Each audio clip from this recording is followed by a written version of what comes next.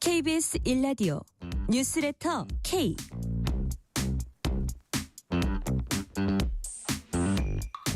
안녕하세요. 뉴스레터 K 진행하는 전종철입니다.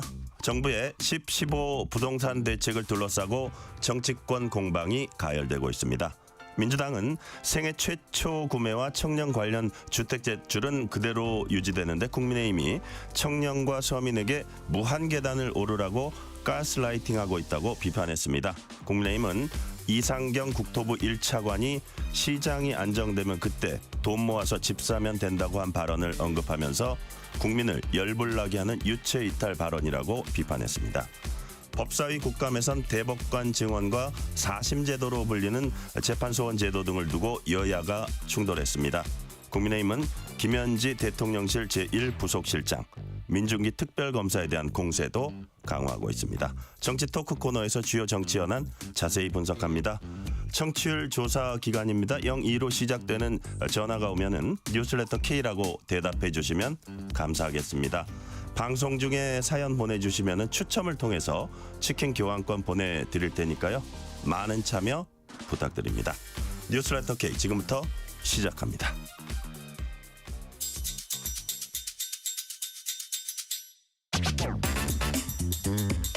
뉴스레터 K 정치 토크입니다. 박찬수 한겨레 신문 대기자, 강찬호 중앙일보 논설위원 나오셨습니다. 어서 오세요. 안녕하십니까? 네, 안녕하세요. 네. 자, 매주 화요일 오늘부터는 이제 그 두 대기자님 모시고 저희가 이제 정치 토크 이어갑니다. 앞으로 밀도 있는 이제 대화 기대하고요. 먼저 10월 15일 정부가 내놓은 부동산 대책 파장부터 짚어봅니다. 진보 진영 때 부동산 가격이 오른다. 아니다.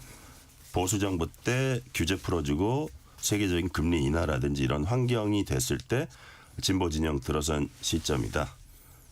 자, 진보 진영 때 부동산 값 오른 건 경제 사이클 때문입니까? 아니면 정책 실패 때문입니까? 박찬수 대기자님 어떻게 보세요?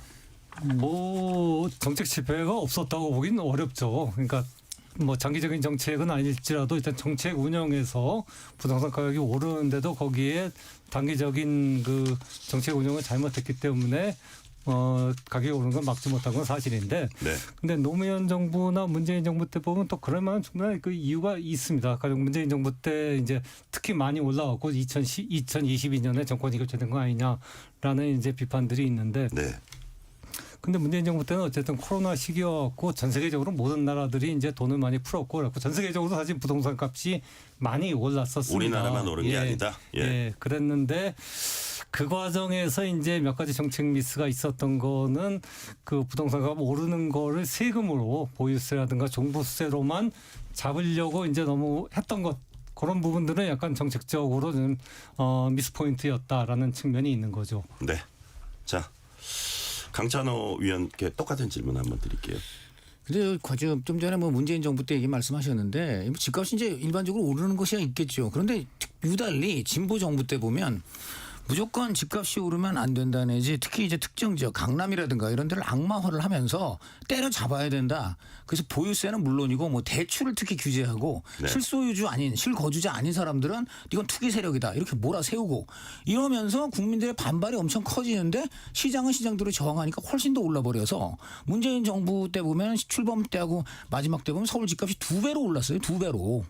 이렇게까지 오르는데 더 여기다가 기가 막힌 거는 정작 문재인 정부나 민주당 사람들이 알고 보니까 강남에 다 갭 투자를 하고 사고 최근에도 지금 뭡니까 이재명 대통령 비서관 뭐 권혁기라는 분 그분도 뭐 10여 원의 그 저 자금에다가 또 상당히 14억이 얼마를 땡겨가지고 그렇게 저 강남에 땅을 산 걸로 이렇게 나오지 않습니까?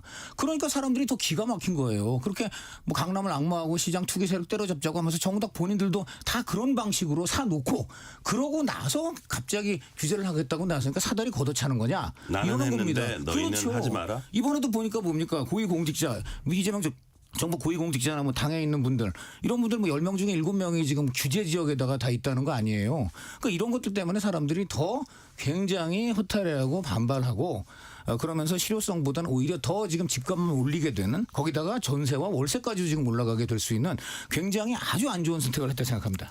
네, 이번 부동산 대책에 대해서 정부는 일단 수요억제하고 대출 죄는데 이제 초점이 맞춰져 있는데 부동산 값을 안정시켜야 되는 시점이다. 더 이상 이게 손 놓고 있을 수 없고 그다음에 가계부채 급증도 막아야 된다. 그랬기 때문에 일단은 불가피한 조치다 이렇게 얘기를 했거든요. 근데 부동산 안정 이거 당연히 중요한 건데 어떤 청년 서민층 어떤 주택 사달이라 그럴까요? 그런 걸 사달 걷어찼다. 걷어차기. 예. 그 이런 비판을 비판도 또 나오거든요. 어떻게 국민의힘에서 보세요? 하죠. 예, 하는데 가령 노무현 정부 때 네. 대표적으로 이제 그런 비판이 있었죠. 노무현 정부가 그 DTI하고 LTV를 굉장히 규제했지 않습니까? 규제하면서 야, 그 돈 있는 집 애들은 그 부모로부터 돈 받아갖고 아파트 서울에 아파트 사는데 네. 돈 없는 청년들이 은행 대출 받아갖고 사는 거를 막느냐 사다리 걷어차기 아니냐라는 비판을 당시 이제 국민의힘 전신인 그 야당 워낙 이름이 많이 바뀌어갖고 이름이 잘 기억이 안 나는데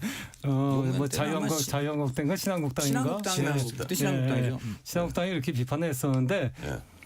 근데 그 당시에 사실은 또 노무현 정부 때 그렇게 대출을 규제했었기 때문에 가계 부채가 억제가 됐고 그래갖고 2009년에 금융위기가 났을 때 이명박 네. 정부 때 금융위기 때 우리가 금융위기를 잘 이렇게 헤쳐나갈 수 있던 기반이 그때 마련된 거거든요. 그때 예. 은행이 건실해졌기 때문에 2009년에 우리가 가장 먼저 금융위기를 딛고서 다시 이렇게 성장을 할 수 있었던 거기 때문에 대출 규제라는 건 사실은 가계부채를 억제하기 위해서는 필요 불가결한 그런 측면이 있습니다. 다만 이것이 이제 국민 정서의 사다리 걷어차기란 그런 측면을 주기 때문에 이런 국민의 불만을 어떤 그 달래기 위해 갖고 얼마나 많은 아파트를 공급하고 또 그게 여러 가지 사이드 정책들을 잘 내느냐 하는 게 중요하지 대출 규제를 하지 말라고 하는 건 사실은 우리 경제를 굉장히 위험스러운 상황으로 부동산 거품 속으로 몰고 가는 거죠. 자, 그러니까 대출 규제를 하지 말라 혹은 저 부동산 값을 그렇다면 계속 상승을 하는데 놔둘 수는 없는 거거든요. 근데 그렇죠. 같이 뭔가 뭐 공급이라든지 같이 나와야 된다 이런 그런 뜻인가요? 건데 지금 보면 강찬호 의원님? 공급에 대한 대책도 지금 제대로 발표된 게 없잖아요. 그럼 연말이나 지금 돼서 하겠다니까 사람들이 더 여기에 대해서 황당해하고 있는 것이고 좀 전에 가계부채 말씀을 하셨는데 물론 악성 투기가 정말 하는 어떤 세력이라든가 그걸로 인한 가계부채 이런 거는 당연히 막아야 되겠죠. 그런데 지금 아까 좀 전에 우리 앵커께서 잘 질문하셨잖아요. 무주택자 또 막 결혼해서 생애 처음으로 보금자리 꾸미고자 하는 청년. 네. 아니 이런 사람들은 부채를 안 하고서 집을 할 수가 없잖아요. 이런 부채는 당연한 부채입니다. 이것이 악성 부채가 아니잖아요. 근데 이런 부채를 그래서 그럼 못하게 하면서 그 전체 가계 부채가 내려갔다. 이거는 오히려 국민의 삶의 질을 떨어뜨리고 국민의 주거 정책을 위협하는 가계 부채라는 핑계를 대가지고 국민을 괴롭히는 정책이 되는 겁니다. 그러니까 지금 이번 조치에서 가장 황당한 부분이 사실은 그거예요. 지금 뭐 보니까는 투기 세력 때려잡겠다고 하면서도 그래서 뭡니까? 뭐 6억, 4억, 2억 이렇게 지금 낮췄는데 네. 거기서 지금 보면은요. 그 LBT는 정작 40%밖에 안 돼요. 그러니까 예를 들어 한 10억짜리 주택을 살려 그러면은 예를 들어 근데 자기는 돈이 없어요. 그러면 6억 정도라도 5억 정도라도 빌리고 싶은데 아까 6억까지 된다고 하길래 알아봤더니 이건 40이니까 4억밖에 안 돼요. 네. 그럼 6억이라는 돈을 갖고서 청년들이 시작을 할 수 있느냐. 이런 문제가 당장 생기는 거죠. 그러니까 지금 도대체 지금 이게 투기 세력 잡겠다는 거냐 집 없어서 처음 마련하겠다는 사람들까지 때려잡겠다는 거냐 이런 문제가 나오는 거죠. 그리고 이렇게 되면 전세 월세도 지금 다 올라가지고 네. 정말 그 무주택자들이 같이 고통을 받습니다. 그러니까 가계부채와 무주택자 해결 문제는 다른 문제입니다. 네. 네. 그게 자, 다른 문제 박찬수 아니고요. 대기자님. 아니, 네.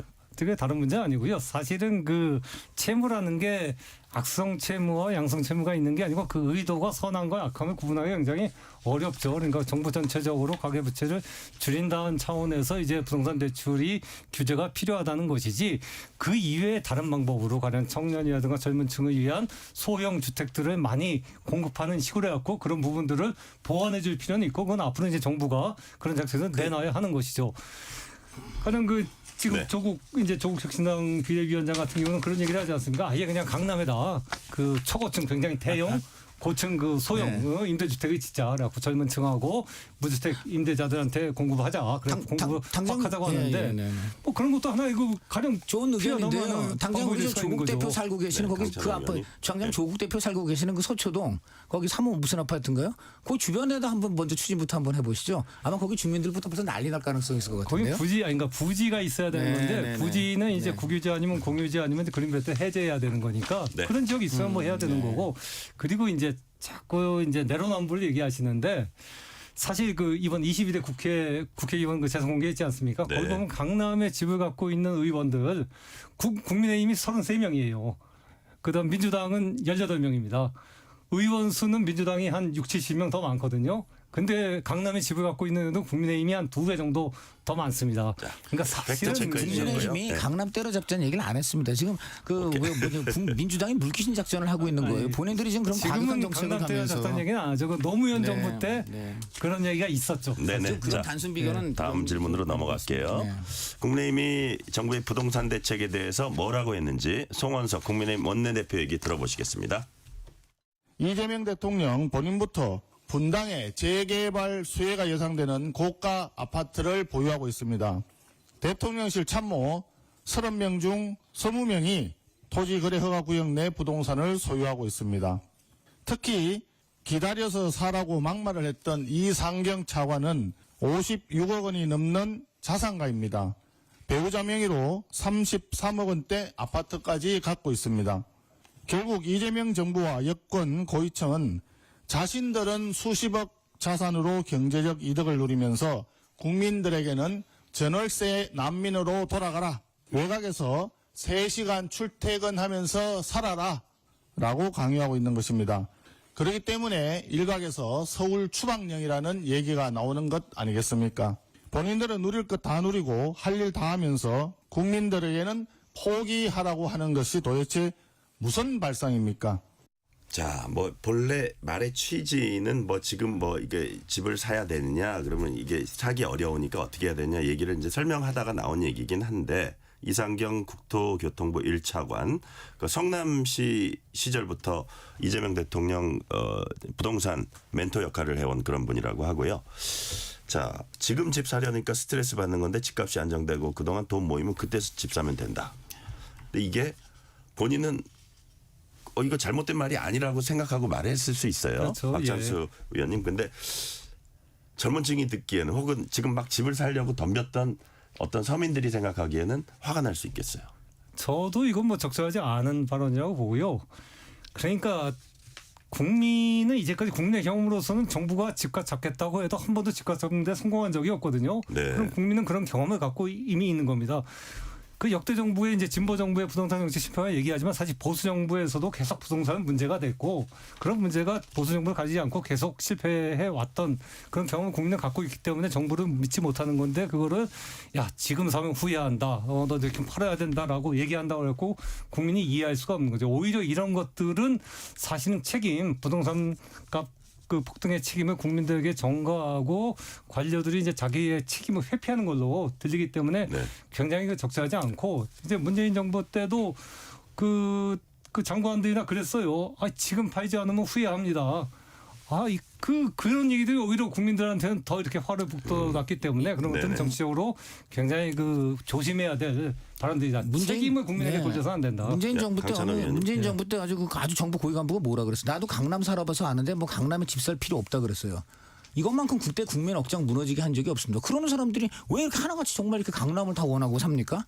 얼마 전에 저 같은 언론계라서 내가 사실 부끄러웠는데 네. 이름만 대면 아는 진보신문의 어떤 그 고위 간부는 그 김만배 씨한테 형 나 지금 뭐 위례 청량리 이런 데 좀 알아보고 돈이 부족해 했더니 김만배 씨가 야 집 살려면 강남 사야 되는 거야. 야 형이 빌려줄 테니까 강남 사. 그래갖고 그 진보신문 간부가 그분도 아마 보통 때는 아마 이런 집 투기하면 안 된다 그런 얘기 많이 했을 분 같은데 그분이 그러고 김만배 씨한테 8억 넘는 돈 그렇게 받은 혐의로 지금 회사도 나가고 아마 수사도 받고 있고 그래요. 그러니까 이게 다 왜 그렇습니까? 당연히 우리나라 그 부동산 시장에서 사람들의 일반적인 욕망이 다 그런 것이고 거기에 그러니까 진보신문 간부란 분도 그런 어떤 다 그런 거에 합류한 거 아닙니까? 그런데 모든 사람들이 그런데 정부 사람들도 다 그래서 그렇게 해놓고 나서 이제 와서 갑자기 좀 기다려라. 집값 안정될 때까지 뭐 집 살 필요 없다. 후회할 거다. 팔아라. 이렇게 얘기하면은 이게 정말 그 국민들에게 어떤 아픔을 줍니까? 이런 짓은 정말 하면 안 되고 그리고 한 가지만 제가 말씀을 드리면 네. 지금 이런 식의 지금 정책이 가장 안 되는 큰 이유는 현금을 가진 분들이 무지 많아요. 우리나라에. 지금 이제 14억 이상 이른바 영어로 밀리오네요. 네. 그러니까 이런 분들이 우리나라에 약 지금 제가 보기에 30만 명이 넘는데요. 근데 지금 강남, 서초, 송파 거기 지금 주택을 다 합치면 35만 채랍니다.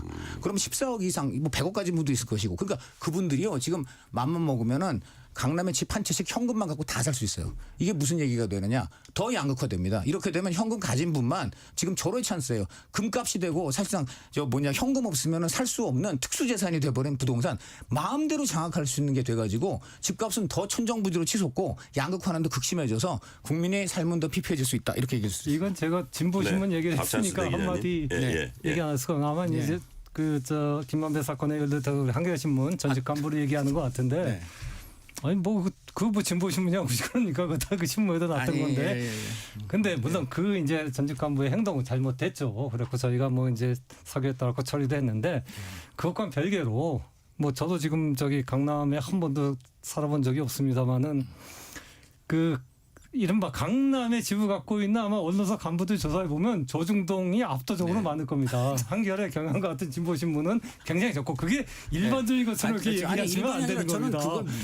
저는 하나의 그분이 예를 갖고서 얘기하면 안 지금 되고. 말씀 들어보세요. 저는요 그분이 돈 받은 건 잘못하시는데 그분이 질문 안 해도 될 것 같아요. 강남을 그분이 강남 집을 결국 원한 거잖아요. 그게 전혀 나쁘지 않다고 생각하는 겁니다. 그걸 예를 든 거예요. 그러니까 진보신문 분들도 그럴진데 쉽게 말하면 모든 사람의 욕망은 일반적이라는 말씀이라죠. 그리고 이제 하나만 더 얘기하면 이제 지금 현 정부의 이제 관료들 중에서도 강남에 집을 가진 사람들이 많죠. 구윤철 경제부총리도 그렇고 아까 이상경 차관도 그렇고 강남에다 이제 수십억짜리 아파트 갖고 있는데 우리나라의 그러니까 파워 엘리트들이 그렇습니다. 그 어떤 정치권뿐만 아니라 관료, 다 강남에 많이 삽니다. 그 진보 보수 가리지 않고 많이 살고 그렇기 때문에 젊은 층이 이른바 국민의힘뿐만 아니라 이제 민주당에도 실망을 하는 부분들이 그런 부분들이 있지 않겠습니까? 그런데 중요한 건 그럼 강남에 사는 게 중요한 게 아니고 실제 강남에 살면서도 어떤 부동산 정책이 지지하느냐가 더 중요하다고 보거든요. 과연 구윤철 지금 경제부총리를 그 국민의힘이 공격하죠. 네. 당신 그 강남에 30억짜리 재개발 아파트 갖고 있는 거 아니냐라고 얘기하는데 그럼에도 구윤철 부총리는 어쨌든 보유세를 강화하는 정책을 찬성하고 있고 그걸 밀어붙이려고 하고 있는 거거든요. 자기가 강남에 갖고 있는데 보유세 올리면 자기가 손해 아닙니까? 자기한테 손해가 나지만은 그런 정책이 필요하다고 생각하면 강남에서라도 찬성하면은 그런 것들이 이제 굉장히 합리적인 거고 바람직한 행동인 거지. 강남에 살면서 오히려 자기의 집값이 떨어질까 봐 아니면 자기가 세금을 많이 물게 될까 봐 그런 정책에 반대하는 것 자체 행동이 문제가 된다라는 생각이 듭니다. 예. 제가 질문을 드릴게요. 관련된 질문이 계속되니까. 자, 산다는 자체만 갖고 재단할 수는 없다는 말씀이신데 자, 구윤철 경제부총리 얘기하셨는데 다소 이상한 장면이 있었어요. 뭐냐면 구윤철 경제부총리가 지난 10.15 대책 발표할 때도 그 부동산 세제 관련 좀 조정이 있을 거라는 얘기를 했고 최근에 어떤 언론 인터뷰였나 어디서 또 이제 보유세 강화를 시사하는 발언했거든요. 그랬더니 다른 부처도 아니고 행안부도 아니고 다른 부처도 아니고 기획재정부 대변인이 구윤철 부총리 발언은 정부 공식 입장이 아니다. 라는 입장을 내는 되게 우리가 보기 이거 뭐지 하는 갸우뚱한 그런 예를 들어서 여당은 보유세 강화, 부동산 TF 지금 출범했지만 논의 안 했다 이러고 막 손사래를 치고 있거든요. 근데 진성준 전 정책위의장 같은 분 발언 보면 이거 분명히 그쪽으로 갈 것 같단 말이에요. 자, 그 안에서 약간의 여권 내에서 충돌이 있는 겁니다. 그래서 왜 이런 일이 벌어진다고 우리 강찬호 의원님 보세요? 첫째는 과거에도 보면 정책과 정치 두 가지로 나눠서 볼 수 있겠는데요. 과연 보유세를 올린다고 해가지고 정말 최종적인 목표 집값을 정말 안정화시킬 수 있겠느냐. 이거 과거에 그렇게 문재인 노무현 정부 때 종부세 도입을 하고 종부세를 올리고 그 두 정부였습니다. 그런데 그 두 정부 때 다 계속 올라가지고 특히 문재인 정부 같은 경우에는 그것 때문에 어떻게 보면 정권을 뺏기는 요인이 됐어요.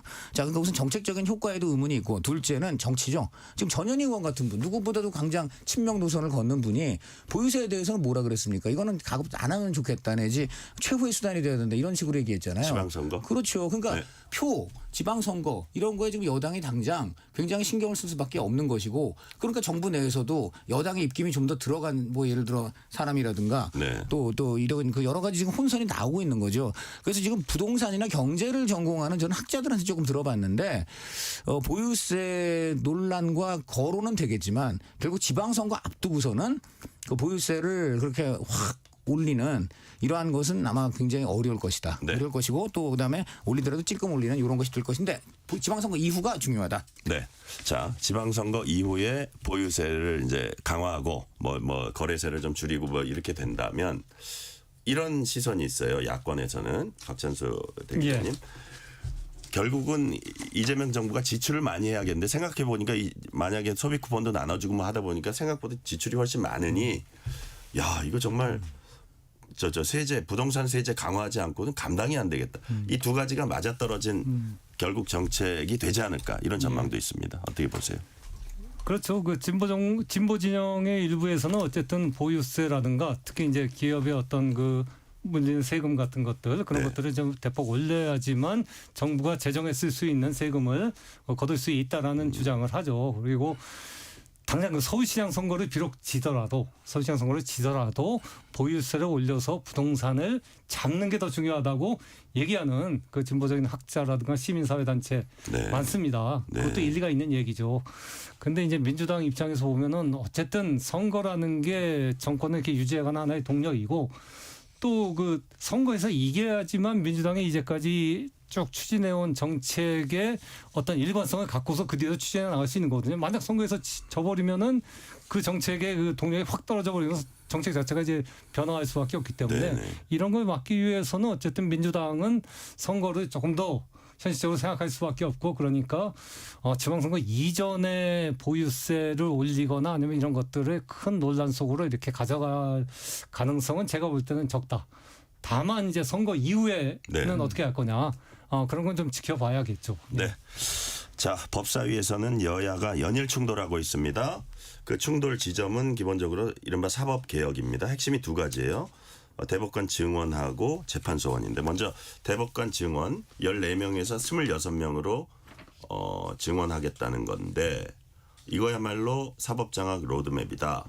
퇴임 후에 재판이 재개됐을 때 이재명 대통령에게 유리한 판결을 얻어내기 위한 개편이다. 왜냐하면 22명 대법원장 후임 대법원장 포함해서 22명을 이재명 대통령이 그렇죠. 임명하게 된다. 예. 대법관 증원은 오랫동안 논란이 됐고 또 뭐 이게 지금의 야권에서도 필요성을 제기했던 적이 있는데 왜 이 정도까지 늘리는지 또 이 시점에 어쨌든 뭐 파기환송 이후에 더 막 속도를 내는지 거기에 대해서 의구심을 많이 가지는 것 같아요. 박찬수 대기자님. 그러니까 이렇게 된 거는 이제 전체적으로 이제 사법부 불신이라는 게 밑에 깔려 있긴 하지만 네. 직접적인 계기는 따지고 보면 5월 초에 조희대 대법원장이 당시 가장 유력한 이제 대선 후보였던 이재명 민주당 대표의 선거법 사건을 파기환송 갑자기 이제 파기환송한 거 아니겠습니까? 그러면서 이제 대법원이 정치에 개입하려 했고 국민의 선택 대선을 눈앞에 두고서 후보를 교체하려 했던 거 아니냐라는 네. 이제 강한 의구심을 많은 국민들이 갖고 있기 때문에 그것이 이런 그 사법개혁의 어떤 전반적인 기폭제가 됐던 건데. 근데 대법관 수를 늘리는 건 사실은 꼭 이게 아니더라도 이미 오래전부터 많은 사람이 주장해 왔던 거고 그거는 그 진보 언론뿐만 아니라 사실 보수 언론 조중동에서도 여러 번 그 대법관 수는 늘려야 된다고 주장했습니다. 사설이라는 칼럼 통해서. 왜냐하면 우리나라 대법관 수가 그 14명으로 제한이 되면서 이른바 서우남 서울대 50대 남성 위주로 편성이 돼 있어 갖고 이게 우리 사회 전반적인 변화를 반영하지 못한다라는 비판은 예전부터 있어 왔기 때문에 네. 대법관 수를 늘려야 된다는 의견은 뭐 오래전부터 있어 왔고 그 수를 이번에 12명을 3개년에 걸쳐 늘리기로 한 것은 이제까지 그렇게 대법관 수 증원의 필요성을 주장해 왔던 그런 의견에 비춰보면은 그렇게 갑자기 크게 늘리는 건 아니라는 생각이 들어요. 다만 이제 그런 우려는 있을 것 같아요. 이렇게 3개년 동안에 12명을 늘리면은 아까 네. 얘기했듯이 이재명 대통령 임기 중에 거의 20명 남짓한 대법관을 그 이재명 대통령 민주당이 임명하게 되니까 사법부가 이렇게 민주당에 대해서 장악되는 거 아니냐. 또 네. 마찬가지로 정권이 바뀌면 국민의힘 정권이 다음 5년을 잡으면 5년 동안에 또 대법관들이 많이 바뀌기 때문에 그때는 훨씬 보수적인 대법관들이 많이 그 임명이 될 텐데 이처럼 정치로부터 그 중립적인 대법관을 충원할 수 있는 방안에 대한 고민들은 좀 있어 보이기 때문에 네.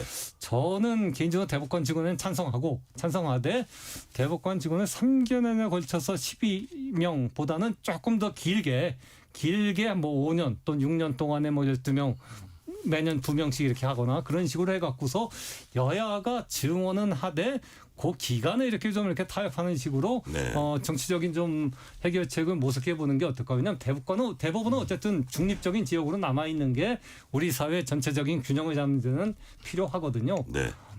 자, 지금 박찬수 대기자님은 이제 그런 보완책 말씀하셨는데 어떻게 평가하십니까? 저도 그런 보완책이 만약에 여야가 합의를 한다면 뭐 좀 그 지금의 솟아지는 의혹을 조금은 더 불식시킬 수 있겠죠. 저는 근데 솔직히 민주당이 과연 그렇게 할까 의문입니다.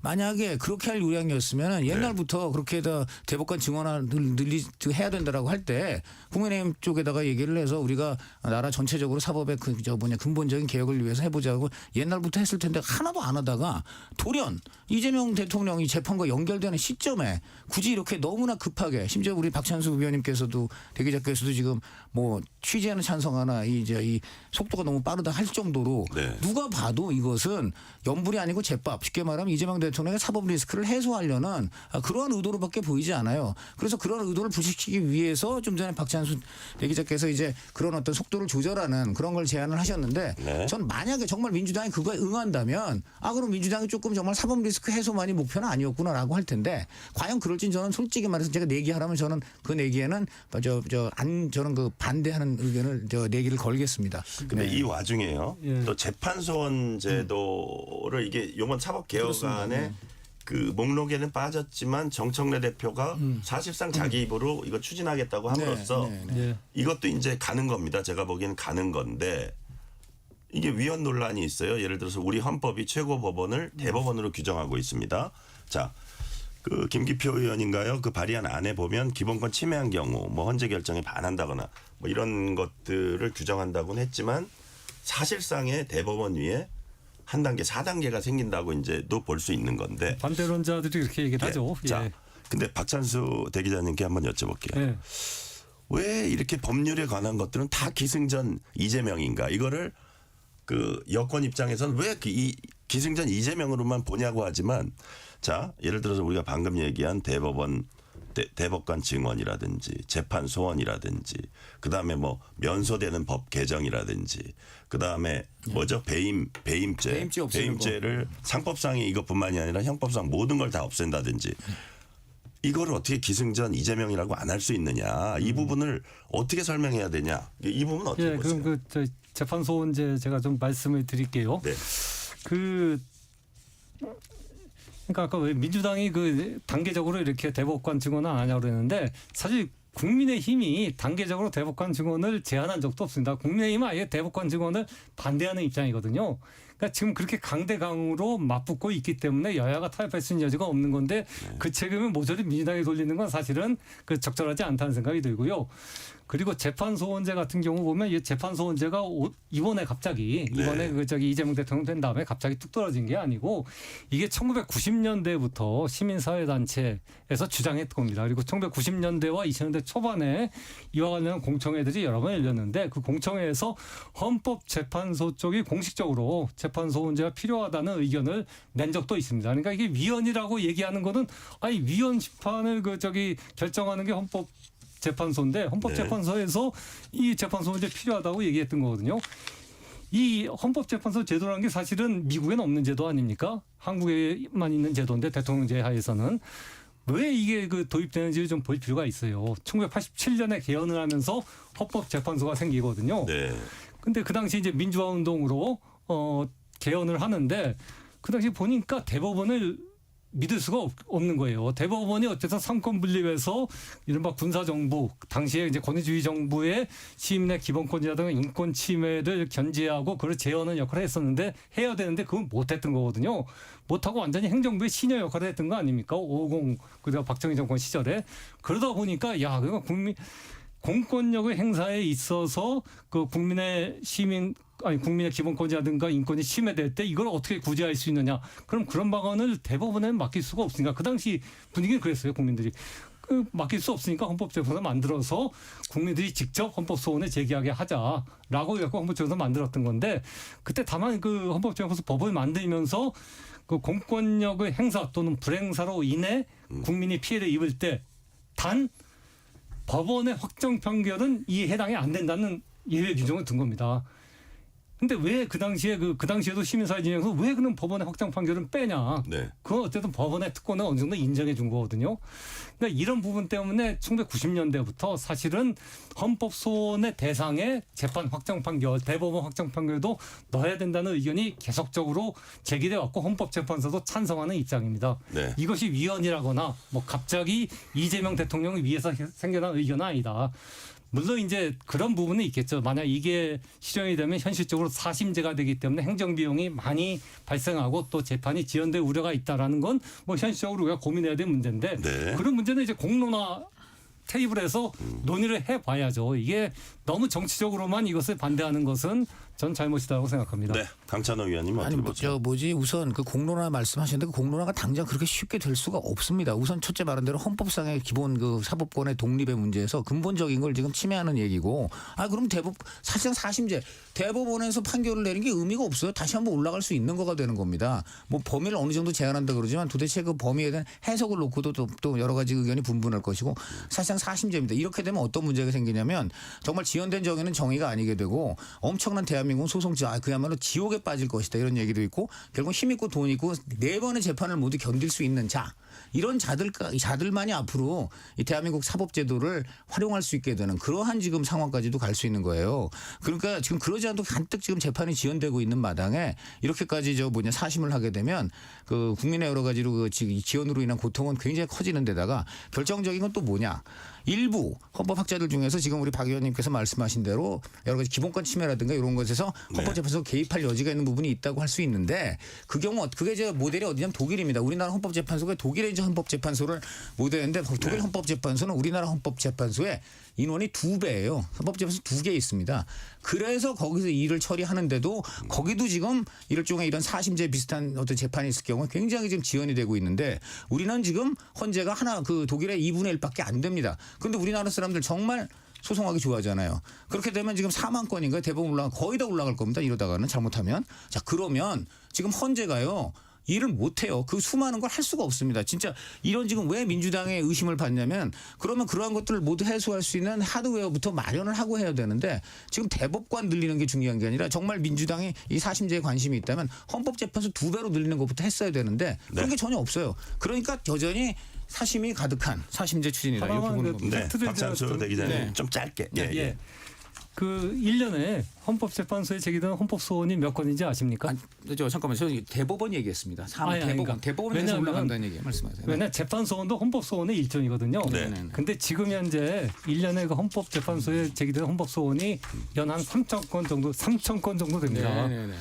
그러면 대법원에서 나는 확정 판결 4만 건이 다 헌법재판소로 간다라고 얘기할 수가 없는 거거든요. 네. 아니 그게 왜 4만 건 중에 어느 정도 가는지를 누가 압니까? 그게 왜 3천 건하고 왜 대비를 하시는지 모르겠네요. 이 말씀 여기까지 듣겠습니다. 네. 실시간 교통 상황 알아보겠습니다. 라디오 교통정보센터 김민혜 리포터 나와주세요. 네, 시각 교통정보입니다. 우선 수도권 제1순환고속도로 일산에서 판교 쪽인데요. 상일 부근 1차로에서 승용차 사고 났습니다. 차로 변경에 각별한 주의가 필요하겠습니다. 경부고속도로 서울 쪽은 비룡 분기점에서 대전 터널 부근 3차로에서 터널 내 보수 작업으로 일대로 정체되고 있고요. 안성에서 안성 분기점까지는 10km 정체, 양재에서 반포까지는 9km 더디게 지나고 있습니다. 서해안고속도로 서울 쪽은 서평택 분기점에서 화성휴게소까지 15km 밀리고 있고요.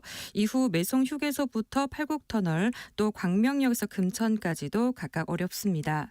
대구 포항고속도로 대구 쪽은 와촌 터널 부근 1차로에서 화물차 사고나 처리하면서 청통 와촌 나들목부터 도동 분기점까지 7km가량 여파를 받고 있고요.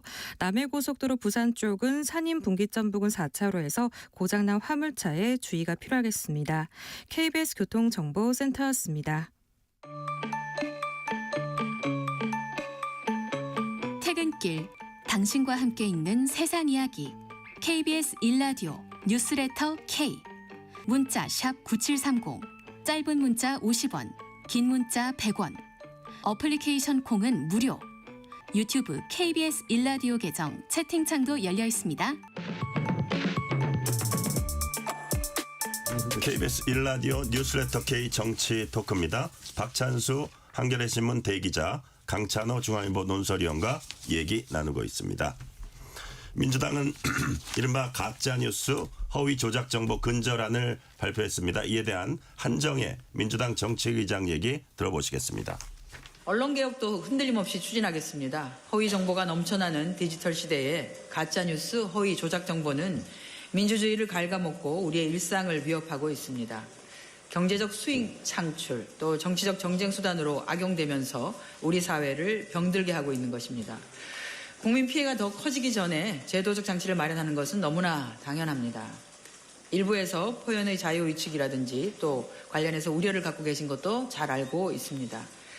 이 같은 염려를 불식시키기 위해서 언론개혁 특위와 과방위 차원에서 언론미디어통신심의위원회의 보도 공정성 심의조항 개선 등도 함께 추진할 예정입니다. 국민의힘 또한 대안 없는 말폭탄, 사실 왜곡 정쟁용 발언으로 국민을 선동할 것이 아니라 민주주의와 법치주의의 근간을 바로 세우고 국민 불편 해소를 위한 개혁에 함께 동참하길 촉구합니다. 자, 두 분 모두 30년 이상 이제 언론에 계셨는데 이게 이제 해당되는 매체가 막 유튜브라든지 일반 게시판이라든지 게시글 이런 것까지 이제 포함된다고 하거든요. 박찬수 대기자님 보시기에 이게 약간 언론의 위축 이런 거 갖고 올 수 있지 않을까요? 그런 우려는 있죠, 분명히. 그런 우려는 있는데 그런 우려는 이제 미래의 우려고 네. 지금 현실의 문제는 어쨌든 유튜브라든가 인터넷에서도 너무 가짜뉴스가 남발되고 횡행하고 있다. 이건 어쨌든 규제해야 되는 거 아니냐라는 게 현실적인 우려인 거죠. 그러니까 이런 현실 우려에 답해갖고 지금 이런 법안이 추진되고 있는 거고 이제 앞으로 이게 표현의 자유를 위축시킬 우려 또 권력 비판을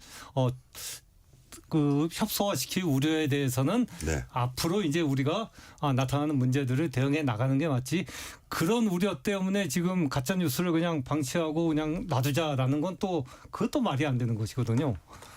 자, 이게 이제 가짜 뉴스를 그냥 방치해서는 안 된다. 뭐 이런 게 있는데 크게 한 두 가지 논점에서 볼 수 있을 거예요. 첫 번째가 과연 기존에 있는 법률로 이것들을 하는 게 부족했는지 이런 부분이 하나 있을 수 있고 또 야권에서는 이런 얘기를 해요. 강찬호 의원님. 네. 가짜뉴스의 가장 대표적인 인물은 김어준 씨다. 그렇죠. 그러면 네. 김어준 씨도 이걸로 재단할 건가? 그렇죠. 예, 어떻게 보십니까? 뭐 그런 얘기도 있어요. 제가 볼 때는 이제 김어준 씨가 그 민주당 정청래 대표라든가 이런 사람들하고 친하고 오히려 이재명 대통령실하고는 굉장히 좀 반대되거나 좀 발목을 잡는 그런 얘기도 많이 했기 때문에 네. 밑보에서 지금 이거 당하는 거 아니냐 이런 얘기까지 나올 정도인데요.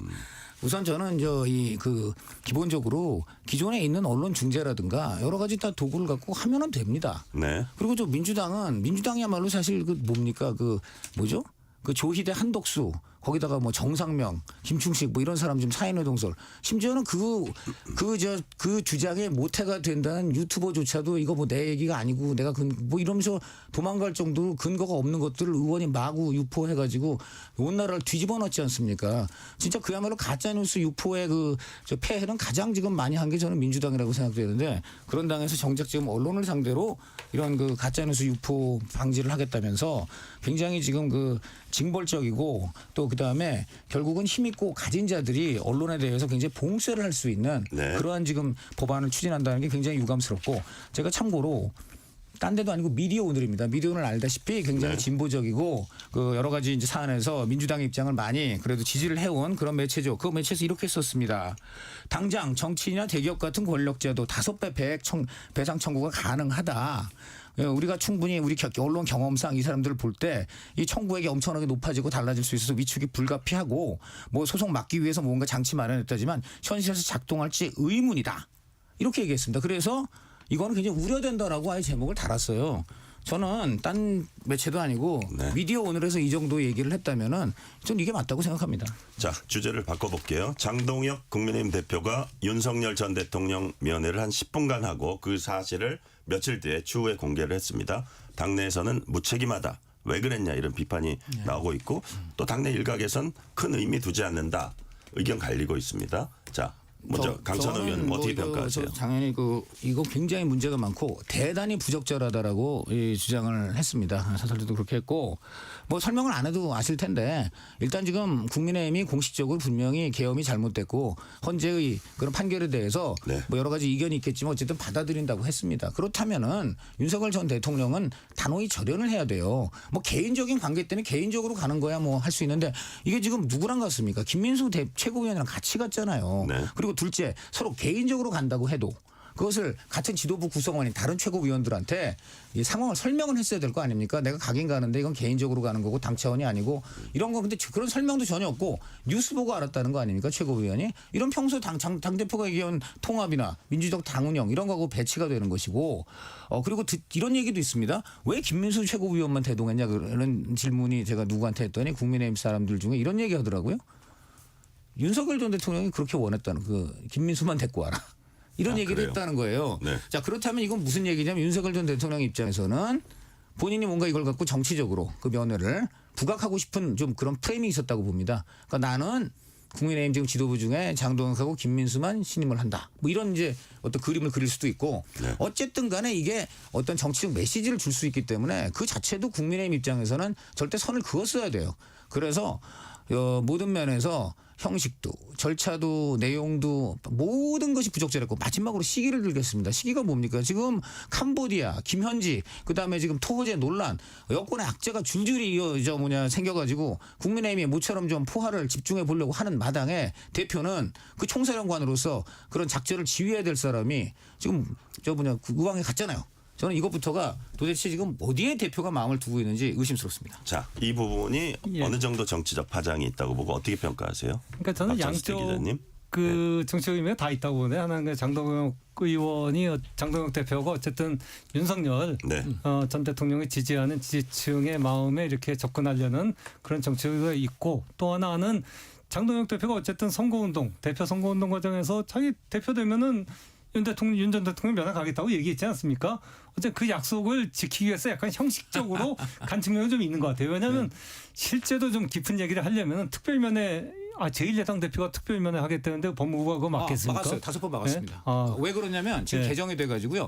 노약자나 장애인이 아니면 네. 뭐 그런 유명 정치인이나 기업에 못해요. 아니면 그럴 수 있습니다. 일반 면회 10분. 장동혁 대표가 또 이제 변호인이니까 변호인 자격증이 있으니까 자기가 그 변호인으로서 이렇게 해갖고 변호인 면회를 하고 싶다면 할 수도 있습니다 실제로. 근데 그런 거 안 하고 딱 그 일반 면회를 갖고 10분만 했다는 거는 어느 정도는 약간은 자기 약속을 지킨다. 대선 대표 선거 때 약속 지킨다는 측면이 있는데 이게 왜 문제냐면은 뭐 아까 여기서 얘기했습니다만. 저는 이게 국민의힘의 어떤 극우화를 하나에 보여주는 하나의 상징적인 장면이다. 그러니까 유럽에서는 극우 정당들이 사실은 신생 정당들로서 이렇게 생겨나거든요. 그러면서 기존의 보수 정당들을 이렇게 밀어내고서 성장하는데 우리나라는 국민의힘이 이렇게 극우화되는 그런 성향들이 굉장히 지금 커요. 제1야당이. 네. 그런 가장 큰 이제 대표적인 상징적인 그런 장면이 바로 이렇게 어떤 군사 쿠데타를 실제로 실행하려고 했던 전직 대통령을 제1야당 대표가 공개적으로 면회하고 그거를 국민들에게 프로파간다 한다라는 것 자체가 그런 측면이고 이렇게 되면은 국민의힘은 이제 위원정당 재청 심판이라든가 그런 공격을 받았을 때 굉장히 할 말이 없게 된다.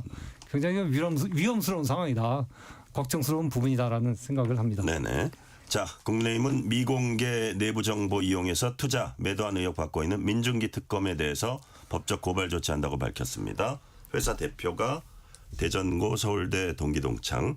근데 제 눈에 쏙 들어오는 게 그거더라고요. 그 당시 고법 부장판사였나요? 그랬는데 22살, 10살 자녀한테 만주씩 이렇게 사들였는데 민중기 특검이 만주였고 그게 나중에 뭐 증자인지 뭐 해가지고 13,026주인가 그렇게 그렇죠. 똑같이 됐어요. 네. 야, 과연 이럴 수가 있을까? 네. 만주를 자기 자녀 2명한테 했는데 자기가 가장 믿는 친구한테 한 거 아닌가? 이런 부분. 그다음에 그렇죠. 네, 바로 그 점이죠. 이게 김건희 어쩐 주식 알고 있었다는 사례로 삼았던 건데 그렇죠. 공소 사실에 또 빠졌어요. 네. 자, 이렇게 한번 박찬수 네. 대기자님께 민특검이 버틸 수 있을까요?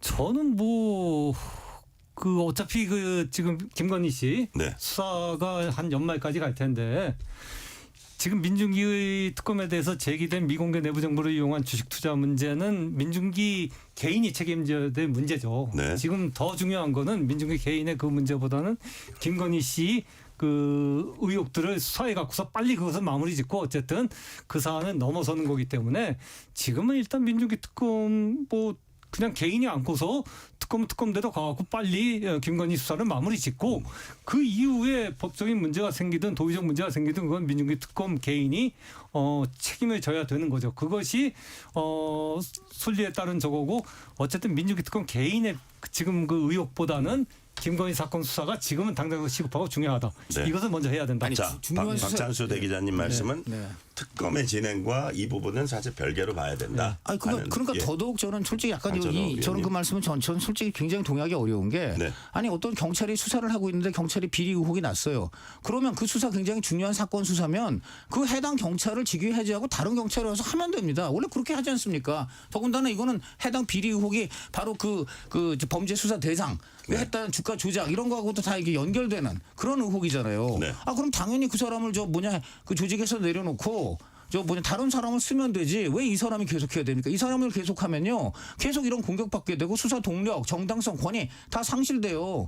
그러니까는 저는 오히려 김건희 수사를 정말 더 열심히 하고 빨리 성과를 내라라고 주장하는 사람들일수록 네. 이렇게 정말 수사에 걸리적거리게 될 수 있는 특검은 빨리 해임하고 다른 좀 전혀 도덕성에 문제가 없는 사람 빨리 세우라. 이게 정상이지. 왜 지금 이 사람을 계속 써야 됩니까? 그리고 이 사람 지금 하는 바람에 양평 지금 면장 그분도 지금 여러 가지로 그 비극적인 최후에 여러 가지 지금 논란이 많지 않습니까? 네. 그런 걸 보더라도 김건희 수사의 중요성을 지금 부인하는 게 아니에요. 그럴수록 이 사람은 빨리 오히려 지금 의혹을 해명하고 법의 심판을 받는 게 중요하다 근데 생각합니다. 두 가지 사안이 네. 병합돼 있는 게 아니지 않습니까? 완전히 별개의 사안인 건데. 그러면 어쨌든 김건희 사건이 또 그 앞으로 몇 년 동안 계속할 사건도 아니고 아니, 이제 왜- 한두 달 더 할 건데 저는 지금 빨리 그걸 마무리 짓는 제가 게 이것만 여쭙고 싶은데 중요하죠. 예. 저희가 기자 때 항상 그래요. 경찰이 무슨 비리 사건 나면 그 사람 빨리 직위해제하고 그 사람 하던 수사는 예. 다른 경찰이 맡게 해라. 저희가 항상 그게 좀 정상 아닙니까? 왜 지금 아니 근데 그 예. 수사가 당장 네. 그 내일 모레 이제 끝날 땐 수사인데 그래요? 그 수사 빨리 마무리 지어야죠. 지금 그 제기된 거는 의혹이지 않습니까? 이 의혹을 갖고서 지금 특검을 네. 바꿔갖고서 김건희 수사에 차질을 빚는 거는 오히려 그건 국민들이 원하는 바는 아닐 거다라는 네. 생각을 합니다. 박정훈 국민의힘 의원이 김현지 부속실장이 이재명 대통령 위기의 순간 중요한 고비마다 휴대폰 교체했다. 이런 것들. 그다음에 이긴 개혁신당 사무총장이 공개한 영상을 보니까 2004년에 성남시 의회 예. 난입 사건 때 막 거의 약간 동지 같은 그런 모습들이 네, 있었어요. 네, 네. 자, 국정감사에 나와야 됩니까? 박찬수 대기자님. 이제는 뭐 나오지 않겠죠. 왜냐하면 부속실장이니까 부속실장은 이제까지 나온 전례가 네. 없으니까요. 총무비서관이면 나왔어야죠.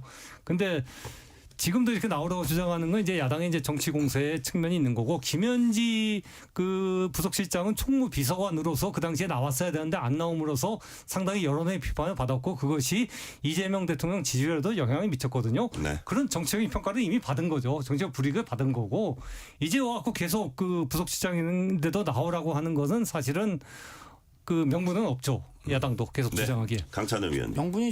명분이 없다는 말에 전혀 동의할 수가 없고 왜 그러냐면 이런 논리라면요 앞으로 어느 정부건 문제가 되는 사람 나오라 그러면 그 사람 국회 안 나와도 되는 직위로 하루 바꿔버리면 됩니다. 그렇지 않겠습니까? 거기에 대한 정치적 어제까지- 책임을 지면 되는 거죠. 그래 예. 정치적 책임을 근데 그것만 갖고 질 수 없는 게 끝없이 지금 여러 가지가 나와요. 오늘 나오고 내일 나오고 계속 나옵니다. 그리고 이런 것들이 지금 보면은 뭐 폰을 바꿨다는 걸 보니까는 이게 그 당시 정말 이재명 당시 뭐 당 대표나 이런 대선 후보 때 중요한 시점마다 이게 바꿨다고 하니까 네. 그렇다면 이 사람이 정말 그런 거에 연루돼 있는 건가? 또 얼마 전에 돈 뭐 6천만 원이 뭐예요? 뭐 300억 땡겨 이런 게 나오니까 정치 자금도 그런 관여를 했다는 건가? 또 그다음에 이화영 변호인을 갑자기 전화 한 통으로 설주환 변호사가 그냥 김현지하고 통화하더니 그냥 사임하고 사법 리스크 관여한 건가? 지금 숱한 의혹이 꼬리에 꼬리를 물습니다. 그러니까 지금까지 당연히 정치적 평가를 받고 지지율 떨어지는데 일조를 했지만 앞으로 안 나오면 계속 더 정치적 평가를 받고 더 지지율에 악영향을 미칠 수 있다 근데 말씀드립니다. 지금 제기한 그 김현지 비서관에 대한 의혹은 사실은 이재명 대통령이 그 야당 대표 시절에 검찰이 수사했던 데 다 들어가 있던 거예요. 네네. 그걸 다 이렇게 잠깐요. 김건희 여사 문제야말로 윤석열 문재인 문재인 정부 시절에 검찰이 다 했어요. 그렇지만 그래서 그때 다 끝났는데 왜 계속 문제 삼는 그때 검찰이 제대로 수사 못했으니까 지금 특검 때 나오는 이것도 거 마찬가지. 아닙니까? 이것도 좀 자, 제대로 수사해야 마지막 되는데 질문 어떻게 드릴게요. 합니까? 시간이 1분 남았으니까 20초씩 짧게만 대답해 주세요. 최민희 국회 과방위원장이 국감 기간 중인 지난 주말 국회 사랑제에서 그 딸이 결혼식을 올렸습니다. 청첩장에 카드 결제 기능도 포함되어 있었습니다. 야당 비판이 나왔는데 본인은 양자 역학 공부하느라고 결혼식 신경 못 썼다. 자, 박찬수 대기자님 어떻게 보세요? 아니 뭐 적절하지 않은 행동이었죠. 카드 결제 그런 방식까지 이렇게 그 결혼식 청첩장에 하는 거는 사실 일반인의 어떤 상례에 어긋나는 거 아닙니까? 그건 과도하고 뭐 적절하지 부적절한 처신이었다라고 생각합니다. 자, 강찬호 그리고 의원님도 짧게. 그 국감 기간에 그렇게 대놓고 국회에서 한다고 하니 피감 기관이 다 줄을 섰다는 거 아닙니까? 이거 자체가 벌써 그때 피감 기관이 저는 솔직히 말해서 그 피눈물 흘리는 기관입니까? 그 유독 국감 시절 기간 중에 국회에서 자녀 결혼식을 합니까? 이 자체가 굉장히 저는 부도덕하고 논란을 불러일으킬 수밖에 없다 이렇게 생각합니다. 네, 오늘 말씀 여기까지 듣겠습니다. 지금까지 박찬수 한겨레신문 대기자, 강찬호 중앙일보 논설위원이었습니다. 오늘 말씀 감사합니다. 감사합니다. 예, 고맙습니다. 뉴스레터 K 1부 마치고 2부가 이어집니다.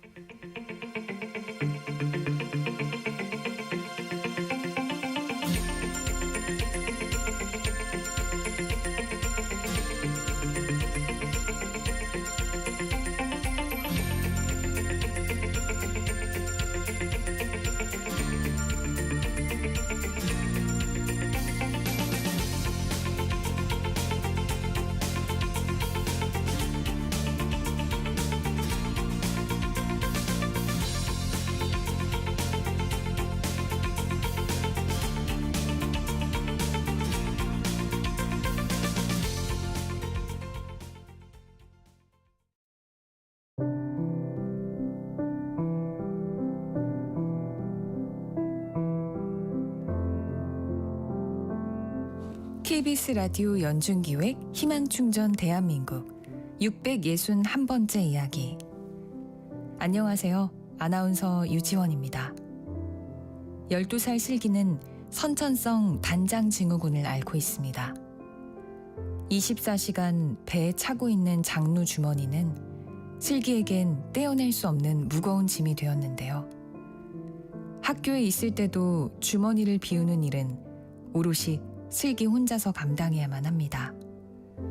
얼마 전엔 카테터 감염과 폐혈증으로 중환자실에 실려가 위태로운 고비를 넘겼던 슬기. 입원으로 인한 결석이 잦아지면서 학습은 점점 뒤처졌고 이제는 지적장애가 의심된다는 진단까지 받았습니다. 아빠 홀로 일하며 슬기를 돌보느라 생활비와 치료비는 부족하기만 한 상황. 앞으로의 시간들이 막막하기만 합니다. 힘겨운 현실 속 두 손을 잡고 있는 아빠와 슬기를 위해 여러분이 용기와 희망을 보내주세요. 여러분의 따뜻한 손길이 희망의 빛이 됩니다. ARS 060-700-1580 060-700-1580 한 통화 3,000원으로 희망을 선물해 주세요. KBS 라디오 연중기획 희망충전 대한민국은 초록우산 어린이재단, 인탑스 주식회사, 그리고 청취자 여러분과 함께합니다. ARS 060-700-1580 한 통화 3,000원입니다.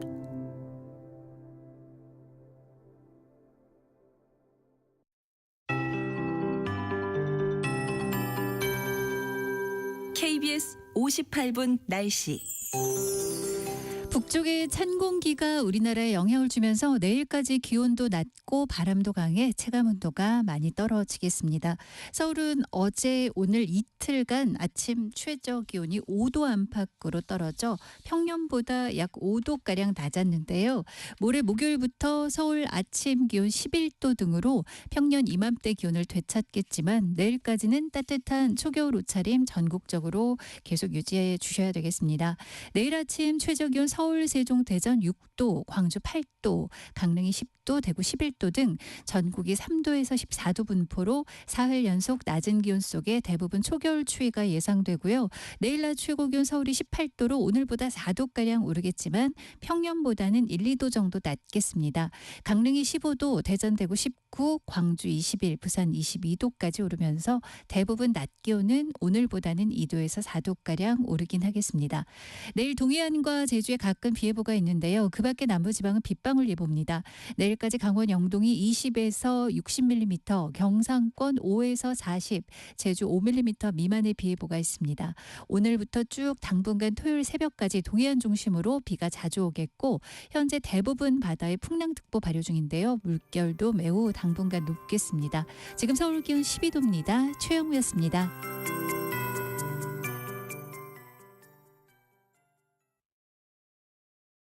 정성을 다하는 국민의 방송 KBS가 6시를 알려드립니다. AM 711kHz, FM 97.3MHz, KBS 1라디오입니다. HLKA.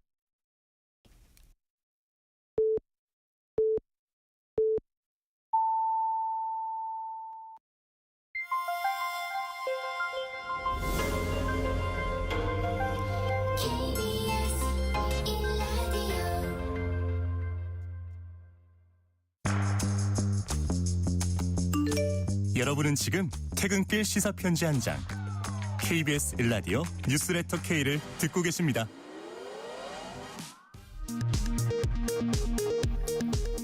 이 시각 라디오 정보센터 뉴스입니다. 이재명 대통령이 제80주년 경찰의 날을 맞아 유능한 민생경찰, 진정한 민주경찰로 거듭나야 한다고 강조했습니다. 특히 경찰이 수사 기소분리란 거대한 변화 앞에 놓여 있다며 국민이 신뢰할 수 있는 수사체계 확립을 주문했습니다. 부동산 대책을 둘러싸고 국민의힘은 고가 아파트를 보유한 정부 고위 관계자들을 내로남불이라고 비판했습니다. 민주당은 일각에서 거론되는 보유세 인상은 논의된 바 없다고 밝혔습니다. 다카이치 사나의 일본 자민당 총재가 여성으론 처음으로 일본 총리에 선출됐습니다. 다카이치 신임 총리는 여자 아베로 불릴 정도로 보수 색채가 강한 데다 연립정당도 보수 성향 유신회여서 일본 새 내각이 우경화할 거란 전망이 나옵니다. SM엔터테인먼트 인수 과정에서 시세를 조종했다는 혐의로 재판에 넘겨진 김범수 카카오 미래 이니셔티브 센터장이 오늘 1심에서 무죄를 선고받았습니다. 5년마다 전국 단위로 시행하는 인구주택 총조사가 내일부터 다음 달 18일까지 실시됩니다. 저출생과 고령화를 반영해 가족 돌봄 시간, 결혼 계획 등을 묻는 항목이 조사에 추가된 점이 눈에 띕니다. 지금까지 라디오 정보센터 뉴스 편유희였습니다.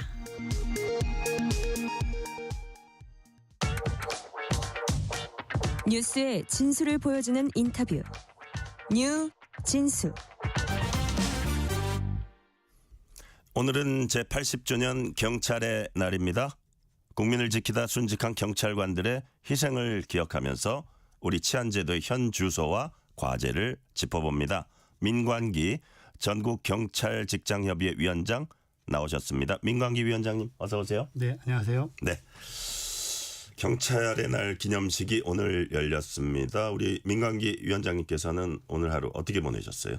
저는 뭐 평소와 다르지 않게 보냈어요. 아침에 네. 7시에 지구대에 출근을 해서 오전에 근무를 하고 네. 또 인터뷰를 해서 서울로 올라와야 돼서 오후에 휴가를 내고 서울로 왔습니다. 아, 그러시군요. 네네. 지금 근무하시는 데가? 지금 그 청주 흥덕경찰서 복명지구대 근무하고 있어요. 아, 저 거기 잘 알아요. 아, 그래요?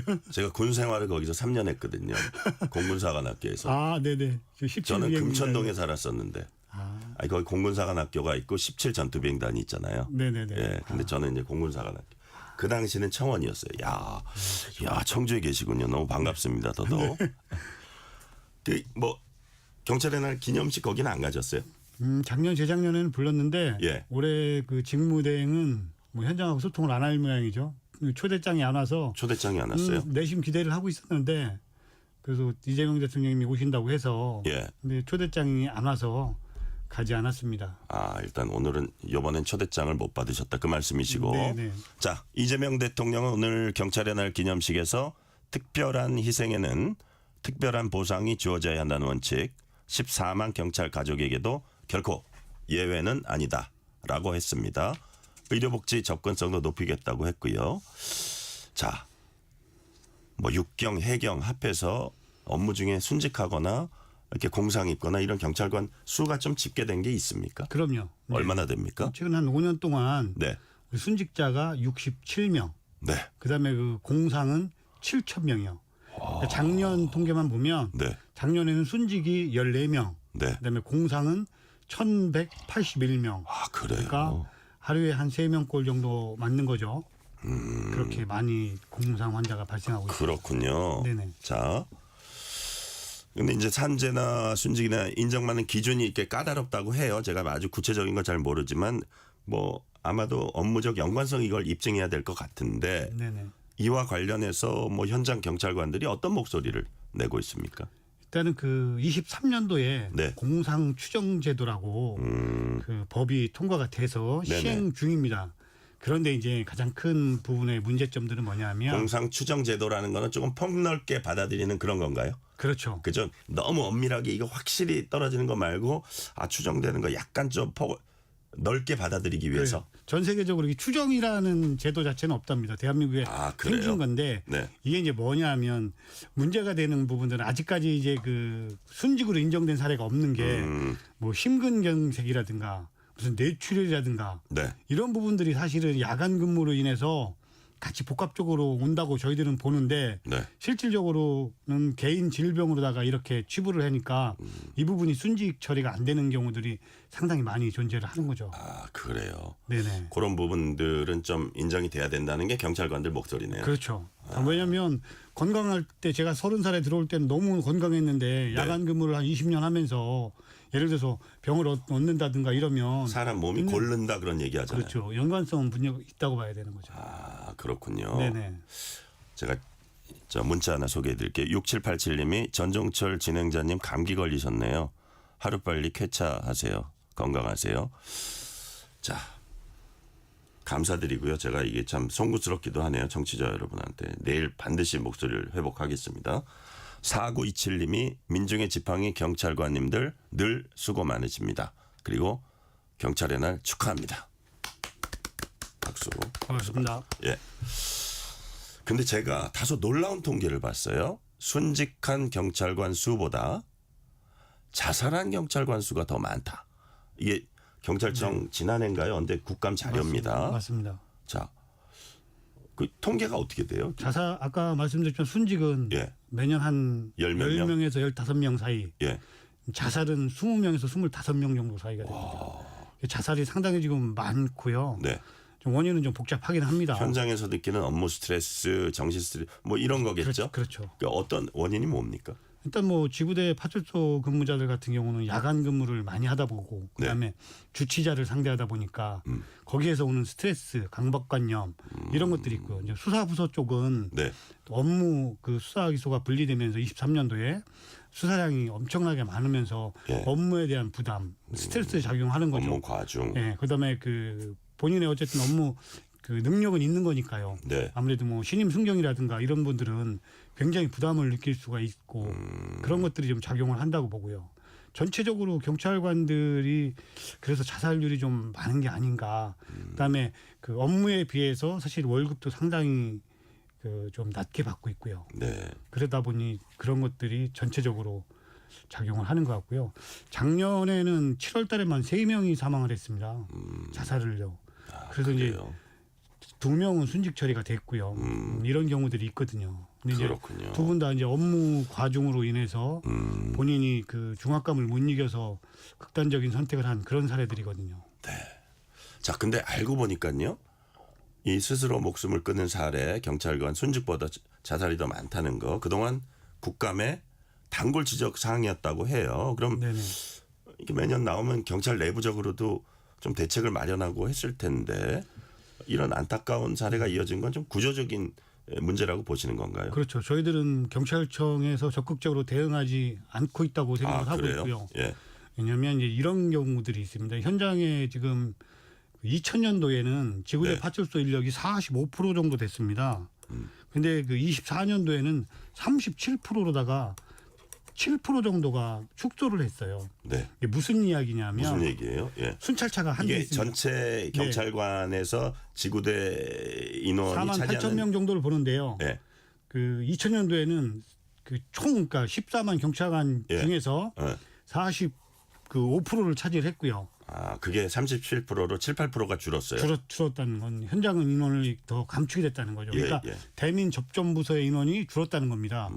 가령 예를 들어서 국민이 저 좀 도와주세요 했을 때 출동할 수 있는 부서는 많지 않거든요.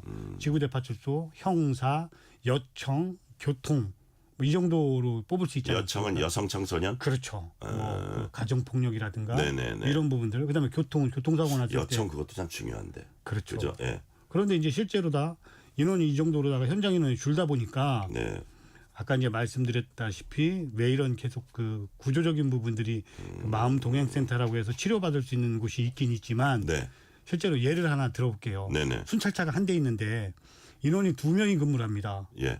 한 사람이 휴가를 가려면 다른 팀에서 자원을 받아야 돼요. 어쨌든 지원 2인 1조니까.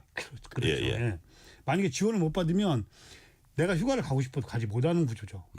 이런 경우들이 지금 우리 경찰 조직에 한 상당히 많습니다. 지구대 파출소가. 그러다 보니까 예. 실제로 그 본인의 스트레스를 해소를 해야 되는데 하지를 못하는 겁니다. 오죽하면 그 연가를 사용일수를 다 사용을 못해요. 그러면 연가 사용일수를 사용을 하지 못하면 네. 가령 예를 들어서 21일 휴가도 중에 다 못 쓴다. 예, 21일 중에 예. 연가 보상을 7일 해주면 예. 14일은 보상을 해주지 않는 겁니다. 그러니까 제가 만약에 4일을 가고 10일을 못 가면 네. 연말에 10일은 그냥 없어져 버리는 거예요. 이게 보상이 안 되기 때문에. 그런데도 못 간다는 건 갈 수 없는 구조기 때문에 못 가는 겁니다. 자, 45%에서 37%로 줄었으면 어디가 그렇게 늘었어요? 다른 뭐 기획부서나 뭐 정보부서나 이런 데가 늘었나요? 일단은 자꾸 필요 없는 부서들을 만드는 거죠. 뭐 기동순찰대라든가 예. 그다음에 내근직이라든가 여기는 줄이지 않거든요. 필요 없다 그러면 그쪽 부서에서는 싫어하실 것 같은데. 그런데 이제 그 부서 사람들을 이야기하는 게 아니고 예. 그 업무의 그 강도는 어쨌든 지휘부에서 하는 거 아닙니까? 업무의 분장은 네네. 가령 이런 거죠. 지구대 파출소가 10가지 일을 하는데 기동수살대가 한 가지 일을 한다 그러면 네. 이건 지휘부의 잘못이라고 보는 거죠. 그러면 내부에서의 업무의 분란, 배분이 그렇게 잘못돼 있다? 네. 기동수찰대는 봉고차를 타고 순찰만 돌지 않습니까? 네. 근무복을 입고. 네네. 그런데 112 신고를 하면 이 사람들이 출동하지 않아요. 그러다 보니까 국민들은 이 사람들도 외근 경찰관, 나를 도와주는 경찰관이라고 생각을 하지만 네. 실제로 내부에서는 이 사람들은 같은 일을 하는 사람들이 아니에요. 예전에 아마 이태원 때 그 마약 범죄를 잡기 위해서 형사가 50명이 동원되는데 왜 질서 유지를 못했냐 이런 부분들이 있었거든요. 네네. 이게 뭐냐면 50명의 경찰관이지만 그 사람들은 질서 유지를 하는 경찰관들이 아니기 때문이라는 거죠. 기동수살대가 있지만 네. 112 신고 사건 처리를 하지 않는 경찰관이다. 그렇기 때문에 기동수살대는 없애야 된다. 네. 이렇게 주장을 하는 거예요. 그렇군요. 네네. 자, 그러니까 지금 우리 위원장님 말씀을 듣다 보니까 어쨌든 가장 최전선, 민생 치안의 최전선에서 고생하는 예컨대 지구대라든지 형사 파트라든지 이런 파트 이런 데가 인원이 줄어들다 보니까 그 애로점이 제일 크다. 이런 말씀이시고 맞습니다. 전체적으로 볼 때 민강기 위원장님이 보시기에는 업무 배분이 그렇게 잘 돼 있는 것 같지 않다. 이런 부분 문제점을 이제 지적하신 거고요. 네. 자, 해외 선진국에선 경찰관들의 트라우마 그리고 PTSD라 그러나요? 관리하는 체계적 제도가 있다고 해요. 네. 그런데 미국은 9.11 테러 당시에 테러 현장에 투입됐던 뭐 경찰관, 소방관 이분들의 트라우마 후유증을 평생 추적 관리한다. 네. 우리도 이게 가능한 거 아닙니까? 없습니다. 그런 게. 없어요? 우리는 지금 그 만약에 제가 현장에 나가서 네.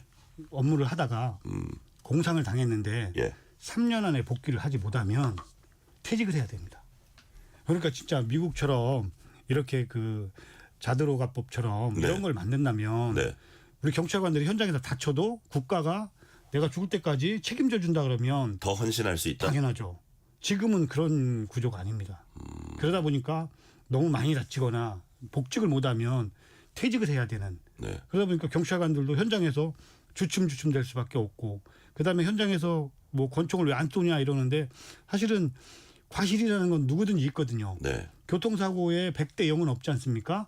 보통 뭐 10% 과실이라든가 20% 과실이라든가 만약에 총기를 사용했을 때 그런 과실들까지도 네. 국가에서 보장을 해준다면 강력하게 대응할 수 있겠죠. 그렇지만 현재는 그 과실을 개인이 떠넘겨야 되고 또 민사라든가 형사로 본인이 스스로 살아남아야 되는 그런 구조거든요. 네. 그러다 보니까 현장에서 주춤주춤 될 수밖에 없는 거죠. 그러니까요. 우리는 왜 미국처럼 쏘지 총을 않느냐. 쏴가지고 제한 못하냐? 네. 이런데 그게 나중에 또 문제가 되는 경우가 많기 때문에 그렇죠. 그런 사회적 환경이나 사회적 시선 때문에 그것도 여의치 않다. 네, 현재는 그렇습니다. 예. 뭐 실제로 뭐 3천, 5천 뭐 이렇게 민사소송에서 진 경우들이 꽤 많거든요. 그래요? 그러다 보면 뭐 한 달에 30만 원씩 뭐 20년 동안 월급을 차압한다든가 이런 경우들이 있기 때문에 선배들이 총은 던지라고 있는 거야, 쏘라고 있는 게 아니고 이런 얘기들이 현장에서는 계속 오고 가는 거죠. 총은 던진다. 어떤 영화에서 보니까 총으로 이렇게 때리던데 그런 것도 있더라고요. 그 정도로 예. 흉기 무기 사용이 좀 되게 제약적이지 않나. 네. 그 아까 자드로가법 말씀하셨는데 우리나라에서 지금 그거를 추진하지 못하는 이유가 예산 문제인가요? 뭘까요? 글쎄 아직 그 부분까지는 제가 확인하지는 못했는데요. 예. 한번 그 부분은 한번 검찰청하고 한번 이야기를 해서 그래요. 가능한지 한번 타진을 해보겠습니다. 그래요. 네. 자, 좀 약간 세부적인 문제인데 출동 인원이나 휴게 시간, 당직 근무 체계 이게 이제 근무 환경하고 관련된 문제거든요. 근무 환경, 근무 체계 문제점. 요거는 구체적으로 어떤 게 문제가 있다고 보세요? 일단은 그 환경이라는 대기 시간 부분하고 같이 연결이 되는데요. 예. 이 대기 시간이 12시간 근무로 이상을 하면 3시간 정도 대기 시간을 주는데 그러면 대기할 수 있는 장소가 있어야 될 거 아닙니까? 네네. 가령 예를 들어서 뭐 한 번에 대기할 수 있는 인원이 6명이다. 그런데 지구대에는 건물이 노후해서 대기실이 뭐 2개밖에 없다. 예. 그러면 한 방에 2명씩밖에 못 들어가지 않습니까? 그렇죠. 그럼 2명은 어디 가서 쉬느냐? 자기 그냥 차에 가서 누워서 좀 쉰다든가. 또 그러지 못하는 또 지구대도 많이 있거든요. 그래요. 예, 그러다 보니까 실제로 휴게를 하지 못하면 사실은 그 저녁 시간에 계속 사건 자체가 이제 저희들이 이제 경찰관들이 현장에서 가장 어려운 게 뭐냐면 주치자라는 거죠. 90% 이상이. 네네. 그러니까 말로 해서 통하지 않는 사람들을 상대하는 겁니다. 그러다 보니까 너무 어려운 게 있는 거예요. 선생님 집에 가셔야죠. 갈게. 다시 오죠. 예. 조금 있으면 시비가 붙었다고 신고가 들어오고 또 조금 지나면 뭐 유리창을 부쉈다고 신고가 들어오고 예. 한 사람이 계속해서 발전하는 거예요. 그 주치 상태가 올라가면서. 근데 그런 사람들을 밤에 계속 그 상대를 하다 보니까 네. 우리 경찰관들도 트라우마가 걸리고 스트레스를 받는 거죠. 그리고 욕설, 그다음에 폭행 이런 것들이 예견 가능하면 상관이 없지만 네. 술을 취한 분들은 예견 가능을 하기가 상당히 어려워요.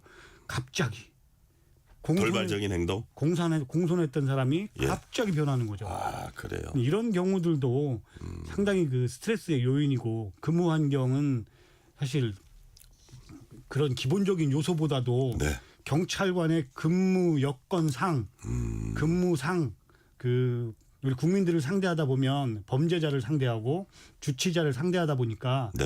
그런 어려운 부분들을 사실은 다 감싸지 못하는 거죠. 자, 오늘도 경찰청 앞에선 지역 경찰 근무 체제 개편에 반대하는 기자회견 열렸다고 해요. 이건 무슨 내용입니까? 계속 지금 하고 있습니다. 그래요. 17일 날도 했고 16일 날도 했고요. 네. 오늘도 했고요. 뭐냐면 지금은 12시간을 2교대로 해서 나눠서 근무를 합니다. 네. 4조 2교대요. 네. 주간 한 번, 야간 한 번, 휴무 비번. 그런데 경찰청에서 10월 2일 날 느닷없이 각 경찰서에 그 해당하는 경찰서만 공문을 보내서 네. 13일부터 시범 운영을 하는 겁니다. 4조 3교대. 24시간을 3으로 쪼갭니다. 8시간씩. 그런데 이게 일수가 많아집니다. 근무 시간은 줄어드는데 출근하는 일수가 많아져서 실제로 이틀 근무하고 이틀을 쉬면 4일 주기로 돌아가는데요. 이건 8일 주기로 돌아가는데 6일을 근무하고 이틀을 쉽니다. 그러다 보니까 지금 그 패턴도 불규칙하고 네. 그다음에 가장 큰 문제는 근무 교대가 많다는 건 경찰 업무 특성상 문제점이 계속 발생할 수 있다는 거거든요. 가령 예를 들면 퇴근 30분 전에 사건이 발생이 되면 네. 퇴근을 해야 된다는 생각이 머릿속에 있지 않습니까? 그죠? 네. 그리고 근무교대 시간이 23시인데 23시는 굉장히 바쁜 시간대거든요. 경찰관으로서의 23시는 네. 과연 그때 꼭 근무교대를 해야 되는가? 이렇게 사건이 많아서 막 그 정신이 없는데 총을 막 나누고 총을 다시 집어넣고 빼고 현장에 주치자들이 많고 피의자들이 있는 상황에서 굳이 이렇게 할 이유가 있나? 이런 부분들 때문에 고민하는 거고요. 네. 10여 년 전에 이 3교대 근무를 시범을 했었어요. 네. 했는데 다 만세를 불렀죠. 직원들이. 도저히 못하겠다. 왜요? 죽어도 못하겠다. 힘들어서. 너무 힘드니까. 실제로는 오후 근무라고는 하지만 네. 오후 근무가 15시부터 23시까지입니다. 밤 23시까지면 거진 이것도 야간 근무거든요. 그러다 보면 야간을 4일 근무하는 거예요. 네. 오후, 야간. 아. 그러다 보니까 야간 4일을 근무하고 이틀을 쉰다? 이게 회복될 수 있는 몸 기능이 되지 않는다는 거죠. 네. 그러다 보니까 계속 반대를 하고 경찰의 날 오늘도 집회를 하고 이렇게 하는 겁니다. 네. 자, 경찰이 밤낮 없이 헌신하는 걸 국민에게 참 고마운 일이고요. 반면에 경찰 조직에 대한 비판도 이제 많이 있습니다. 최근 대표적으로 동탄 납치 살해 사건 뭐 대응 논란도 있고요. 경찰 입장에선 9번 잘하다 1번 잘못하면 그게 이제 집중포화를 그럼요. 받기도 하고 네, 맞습니다. 억울한 면도 있는데 또 민생 치안이라는 게 워낙 중요하다 보니까 어쨌든 최대한 그 틈이 안 나고 실수가 없도록 최대한 하는 것도 또 중요할 것 같아요. 그래서 자체적으로는 이런 문제들이 노출됐을 때 어떤 개선 방안들을 좀 갖고 계십니까? 일단 뭐 그 범죄 9번이나 신고를 했는데도 불구하고 인지하지 못했다는 건 네. 저희들이 그 자체적으로도 그 좀 문제가 있다고 보고요. 인지 능력이 좀 떨어진 게 아닌가. 예. 어쨌든 그 위험 신호라는 건 계속 그 어떤 사건에 대해 있어서 있는 경우들이 많거든요. 네. 가정 폭력이라든가 데이트 폭력은 계속 반복적인 신고들도 많고요. 네. 이랬을 때 우리가 그 피해자 보호 조치에 대한 부분이 좀 미흡하지 않았나. 그게 이제 어디까지가 사생활이고 어디까지가 범죄 영역이냐 이걸 판단해야 되는 거죠. 이제 다만 이제 현실적으로 보면 과연 그 피해자 보호 조치라는 부분에 있어서 피해자를 보호할 수 있는 경찰관이 과연 몇 명이나 되는가. 그다음에 그 피해자를 정말로 밀착해서 보호할 수 있는가. 아니면 신고를 하거나 네. 위험 감지를 우리가 감지했을 때 신고를 출동할 수 있는가. 또 했는데 또 불구하고 우리가 출동 나갈 인원은 있는가. 이 현실적인 부분도 굉장히 많거든요. 그러니까요. 그렇지만 어쨌든 결과에 발생한 거에 대해서는 저희들도 그 뼈저리게 좀 느끼고 있습니다. 예, 그런 결과 발생하면 또 한번 되돌아보고 네, 맞습니다. 물론 뭐 결과론적이긴 해요 항상. 근데 그럼에도 불구하고 왜 조금 더 빨리 캐치해가지고 분리시키지 못했나 네, 이런 네, 아쉬움들이 이제 이런 사건들에 있어서는 있잖아요. 그래서 네네. 그런 것들을 좀 되돌아보면서 지금 더 개선해 나가면 좋겠다는 생각을 하고요. 자, 지금 핫 이슈인데 그 정부 여당의 이른바 검찰 개혁, 검찰 해체로 인해서 수사 기소 이제 완전히 분리가 되는데 어쨌든 결과적으로 경찰 권한은 강화가 됩니다. 자, 국민 관심은 이거예요. 검찰이 수사와 기소 함께 할 때 그 수사 역량이 지금 바뀐 체제에서도 경찰에게서도 과연 그 역량이 나올 수 있나? 충분히 준비가 돼 있다고 생각하십니까? 그럼요. 우리 그 앵커님 잘못 알고 계시는 부분이 있어요. 네. 뭐냐면 네. 현재까지 대한민국에서 발생하는 사건의 98%는 경찰이 하고 있습니다. 네네. 근데 이제 국민들은 사실은 그 검사가 지휘를 하지 않으면 경찰이 문제가 있지 않느냐 이렇게 보시는데 그렇게 보시는 분들이 뭐 제법 있다고 봐야죠. 상당히 많다고 봅니다. 그다음에 수사권을 주면 경찰의 권력이 비대해지지 않느냐. 저는 반문을 하고 싶어요. 그렇지 않아요? 수사권과 기소권을 같이 갖고 있던 검찰은 77년 동안 엄청난 힘을 발휘를 했거든요. 수사권과 기소권이 분리가 되면 이거는 권력을 분해시키는 작용을 하는 거잖아요. 그죠? 네. 그래서 저는 반대로 수사권을 온전하게 경찰한테 주어봐라. 70년 동안 줘보고 그때 문제가 발생하면 경찰한테서 수사권을 뺏어라. 검찰처럼. 절대 그런 일은 발생하지 않을 것이다. 그리고 우리 국민들이 생각하시는 부분에 있어서 걱정하시는 부분, 뭐 수사기일이 늘어나고 사건 송치가 길어지고 이런 부분들은 네. 전에 그 검찰에서 가서 수사를 또 했지 않습니까? 경찰에서 송치를 하면 네. 그 기관과 같이 연결을 시켜놓고 본다면 사건의 종결은 사실 줄어들었습니다. 일수로. 그렇기 때문에 국민들께서 너무 걱정 안 하셔도 되고요. 국민들 걱정은 기우다.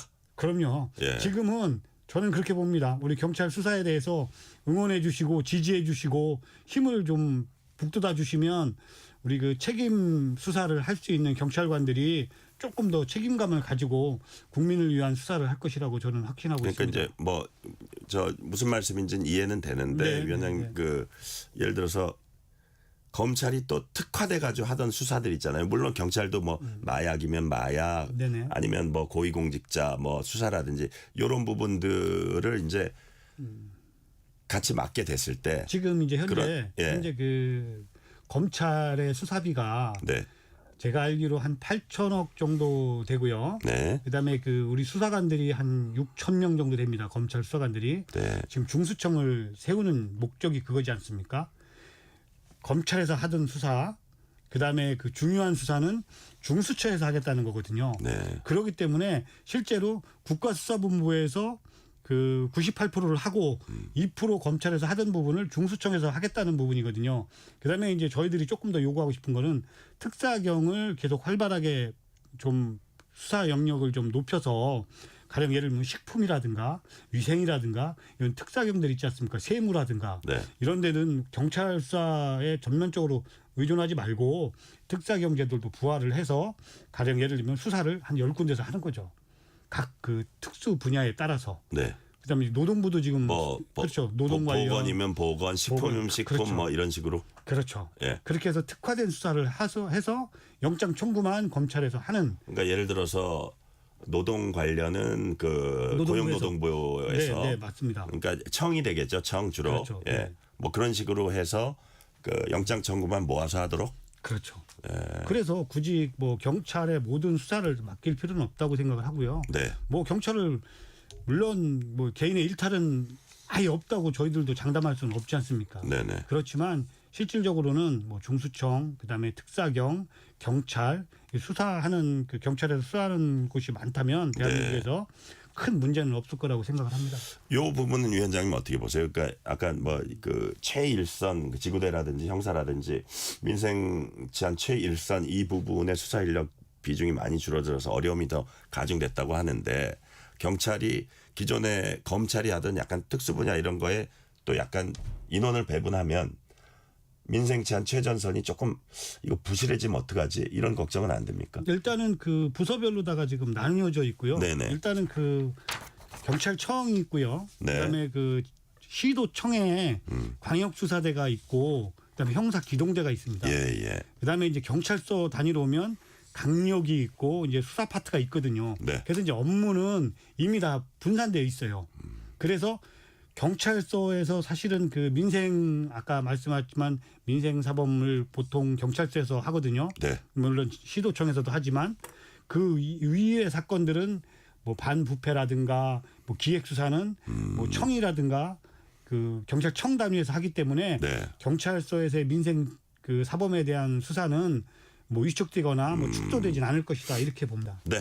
자치경찰제는 지역 밀착형 치안 서비스 제공한다는 취지로 이제 그 이렇게 추진이 돼 왔고, 근데 다소 유명무실했다 이런 비판도 있더라고요. 근데 최근에 또 자치경찰제 확대 위한 논의가 있다는데 이 부분은 필요하다고 저는 보세요. 뭐 자치경찰제에 대해서 2022년부터 이야기를 했었는데요. 네. 가장 큰 문제는 뭐냐면 그 연구 결과 자치경찰을 시행하려면 대한민국에서 네.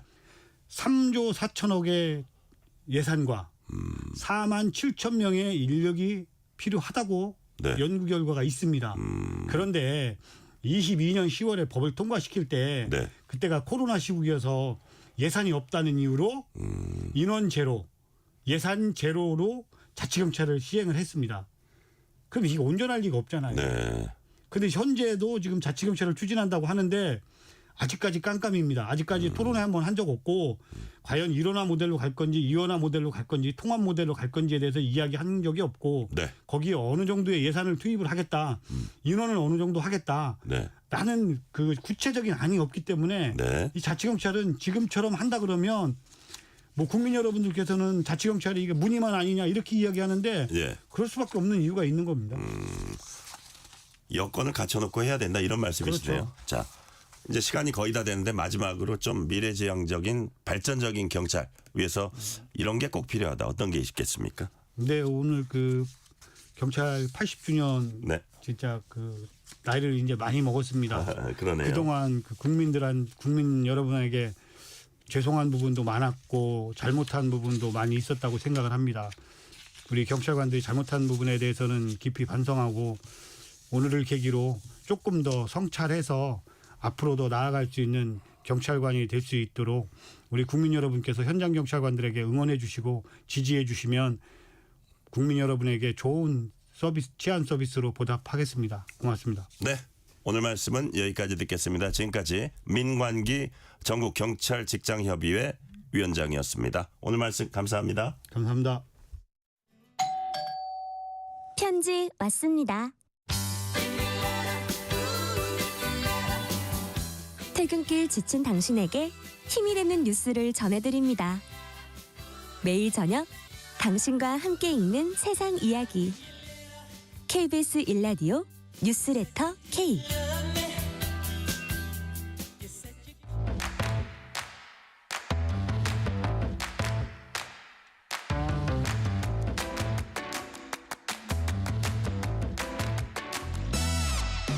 오늘 가장 뜨거운 뉴스, 화제 소식 쏙쏙 골라서 전해드립니다. 뉴스레터 브리핑 한국일보 김도영 기자 나오셨습니다. 김도영 기자 어서 오세요. 안녕하세요.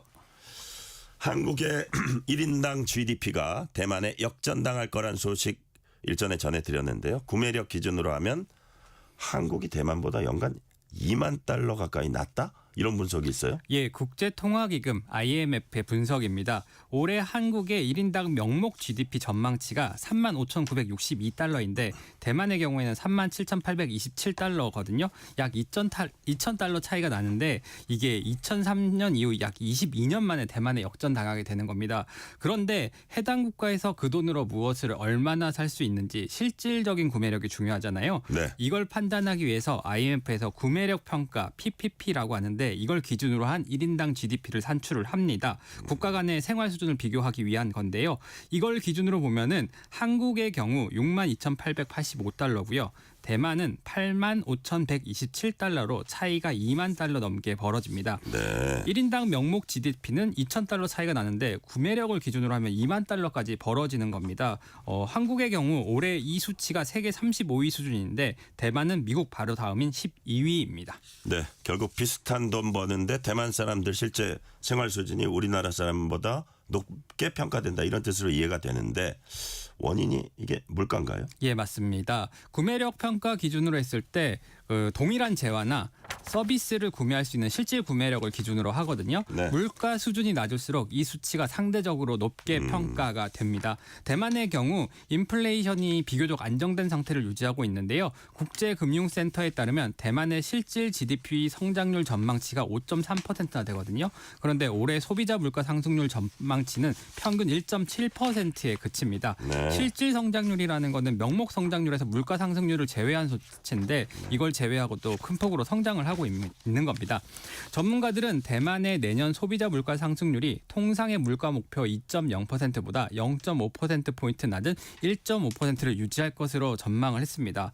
그런데 한국의 경우에는 소비자 물가 상승률이 최근까지 2%를 기록하고 있습니다. 특히 2022년에 5.1%, 2023년에 3.6%를 기록을 했습니다. 같은 기간 대만은 2.95%, 2.49%로 비교적 안정된 수준이었거든요. 네. 이런 흐름이 이어지다 보니까 대만과의 차이가 점점 더 벌어지게 되는 겁니다. 사실 한국의 명목 GDP가 대만보다 높았던 지난 22년 동안에도 실질적인 구매력을 기준으로 할 때에는 대만의 생활 수준이 높았습니다. 네. 이게 물가 중에서도 식료품 이쪽이 특히 높은 것 같아요. 예, 생활 물가가 사실은 물가 상승률의 가장 큰 원인인데요. 그러니까요. 이재명 대통령이 국무회의에서 왜 식료품 물가만 이렇게 많이 오르냐고 질타를 하기도 했습니다. 네. 9월 소비자 물가 지표를 보면은 가공식품이 4.2%, 수산물이 6.4%, 그리고 축산물이 5.4%로 크게 뛰었습니다. 한국은행은 인건비 및 임대료 등 유통비용의 상승과 농가 생산성 저하, 그리고 농산물 공급 다양성 부족 등을 원인으로 지목을 했습니다. 특히 이창용 한은 총재는 국정감사에 나와서 국내 기본 생필품 가격이 높은 이유 중 하나는 다양성이 적기 때문이라면서 시장 개방이라는 해결책을 이미 제시한 바 있다라고 설명을 했습니다. IMF는 이런 흐름이 계속될 경우 실질 구매력을 기준으로 한 1인당 GDP가 2030년에는 대만과 3만 달러 가까이 차이가 날 것이라고 짚었습니다. 네, 다음 캄보디아 소식입니다. 얼마 전 캄보디아 범죄단지에서 탈출한 국민을 캄보디아 대사관이 근무 시간이 아니다라면서 문전박대했다는 소식이 전해졌습니다. 외교부는 근무 시간 아닌 오전 8시 이전에도 조력 제공한다 이렇게 밝혔는데 당사자가 이거를 재반박했어요. 뭐라고 했어요? 일단은 상황을 다시 설명을 드리면요. 네. 지난 4월에 시아누쿠빌에서 A씨가 탈출을 했습니다. 12시간 만에 푸놈펜 대사관에 도착을 해서 대사관과 통화를 했는데 A씨가 안에만 있을 수 없냐, 대사관 안에. 그리고 그냥 주차장이라도 대사관 앞까지 왔는데 들어갈 수가 없냐라고 물었는데 대사관 관계자가 오전 8시부터 연다는 취지로 설명을 한 거예요. 네. 여기에 대해서 외교부가 오전 8시 이전에는 대사관 옆 경비처소에 머무를 것을 안내를 하고 그리고 8시 이전에도 조력을 제공했다는 취지로 설명을 했는데 A씨가 이걸 직접 반박한 겁니다. 예, 뭐라 그랬습니까? 예, 연합뉴스 인터뷰인데요. 8시 전까지 대사관 옆 경비초소에 잠시 머무르라고 안내했다고 하지만 실제로 초소에 들어가려고 하자 현지인 경비원이 막아서 들어설 수 없었다라고 밝혔습니다. 대사관 측에서 경비초소에다 따로 연락을 해줘야 되는데 별도의 연락이 없었다는 얘기입니다. 또 다시 잡혀갈 수 있다라는 생각이 들어서 근처 호텔 1층 편의점에서 물건을 2분 간격으로 사면서 시간을 끌었다고 합니다.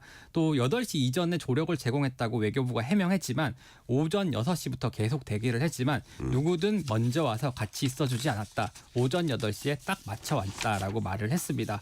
대사관에 들어온 이후에는 대사관에서 내부에서 보호해 줄 수는 없다라고 하면서 인근의 게스트하우스로 데려다 줬다고 하고요. 다만 출국 전에 영사가 공항까지 바래자 줬다고 덧붙였습니다. 네, 피해자 본인이 경찰에 직접 신고해야 한다는 대사관 측 설명도 이제 논란이 일었는데 이에 대해서 외교부는 뭐라고 했어요? 예, 과거에 3자의 신고를 받고 캄보디아 현지 경찰이 출동을 했는데 정작 당사자들이 감금 사실을 부인하고 스캠 센터의 잔류를 희망하는 사례가 지속적으로 발생했다라는 입장입니다. 외교부는 구출된 후에 대사관의 영사 조력을 거부하고 한국으로 귀국한 후에 다시 출국해서 온라인 스캠 센터에 복귀하는 경우도 상당수 있다면서 이런 자발적 가담자들은 우리 일반 국민에 대한 잠재적인 보이스피싱 가해자로 볼 수 있다고도 덧붙였습니다. 한편 캄보디아에서 송환된 64명의 범죄 피의자 중 48명에게 구속영장이 발부됐는데요. 앞서 먼저 구속된 1명을 제외하면 49명입니다. 추가로 오늘 송환 피의자 10명에 대한 영장심사도 진행이 됐는데 이르면 오늘 저녁에 결과가 나올 예정입니다. 네, 그렇군요. 자, 주제를 바꿔볼게요. 특성화대학교 학생들 현장 실습. 이게 값싼 노동력 착취하는 구조다.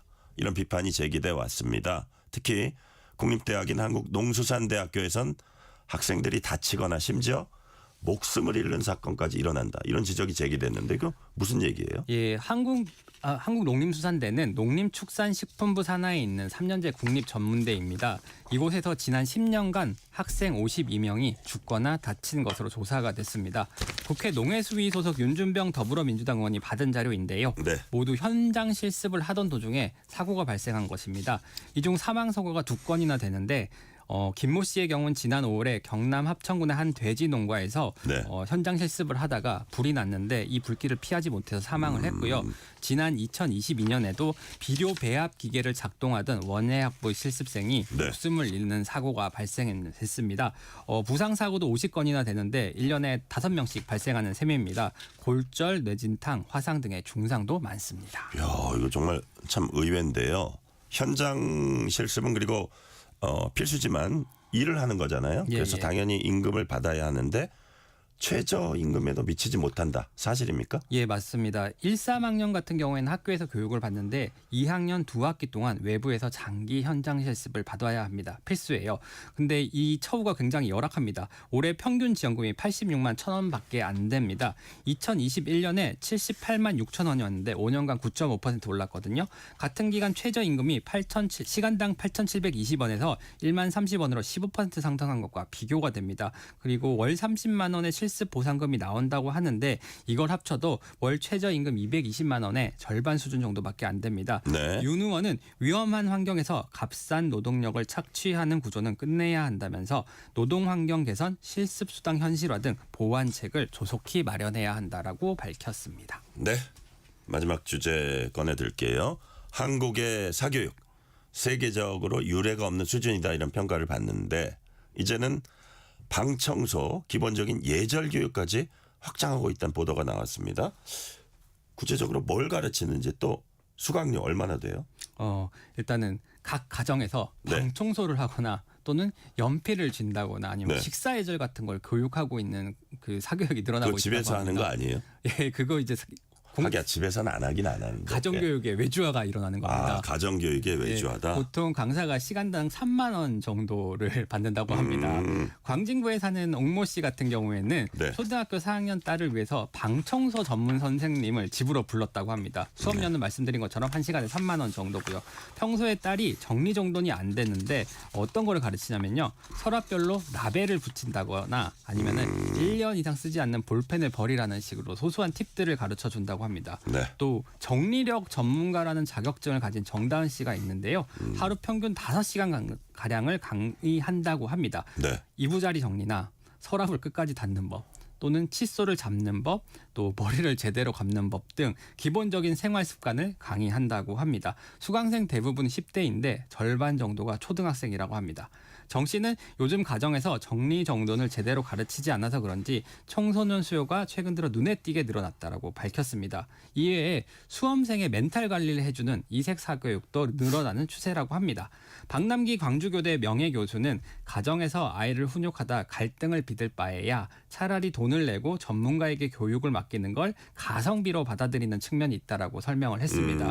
당연히 우려도 나오는데요. 네. 윤상철 한신대 사회학과 교수는 생활 습관과 정서 관리까지 사교육에 맡긴다면 가정과 공교육의 기능이 무력화될 우려가 있다라고 지적을 했습니다. 네. 가정교육의 외주화. 오늘 말씀 여기까지 듣겠습니다. 뉴스레터 브리핑. 지금까지 한국일보 김도형 기자였습니다. 말씀 감사합니다. 감사합니다.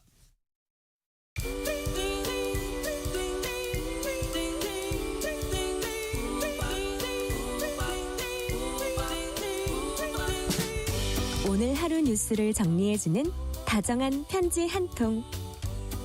KBS 1라디오 뉴스레터 K.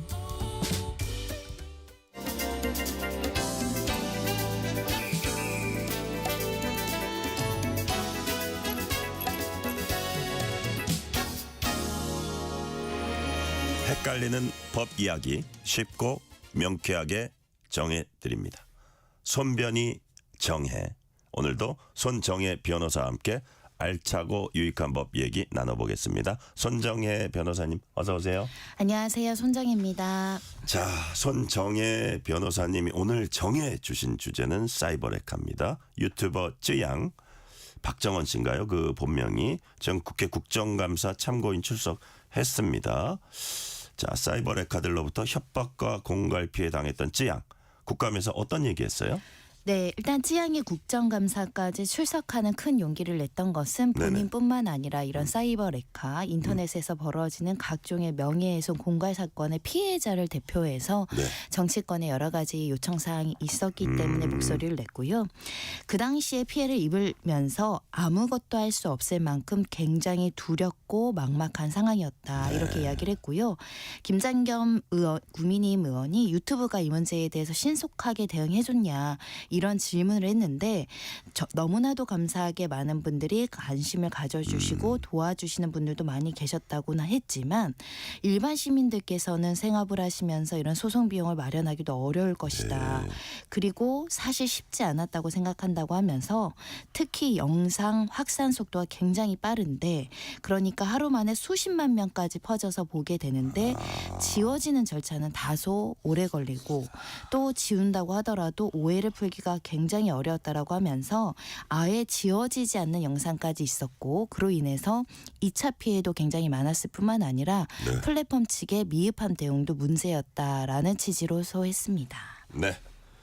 쯔양을 괴롭히던 유튜버들 검찰 거쳐서 지금 재판에 넘겨진 걸로 기억을 하는데 결론이 난 것도 있어요. 그렇습니다. 대표적으로는 구제혁이라는 이 유튜버입니다. 네네. 항소심에서 원심과 동일한 징역 실형 3년을 선고했습니다.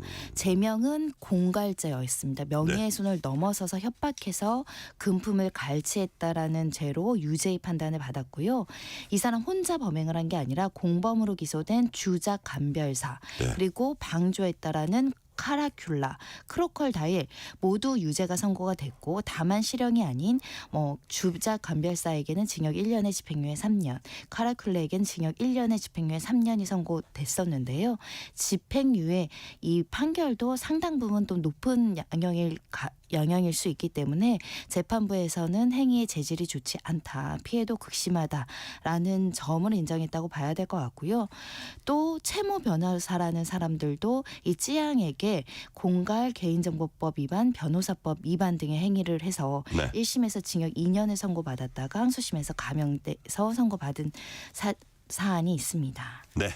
또 이제 탈덕 수용소라고 아이돌 그룹 아이브 멤버 장원영 씨 포함해서 유명인 비방 영상 올리던 사이버 레카가 있는데 지금 재판 진행되고 있습니다. 검찰이 얼마나 구형을 했어요? 네, 검찰이 2심에서 4년을 구형을 했습니다. 일단 피해자가 많은 사건입니다. 피해자가 7명에 이르고 2년간 2억이 넘는 또 이익도 받았기 때문에 이 원심이 향이 그 양형이 약하다라고 하면서 검찰도 항소했고 또 피고인 측도 항소한 사건인데요.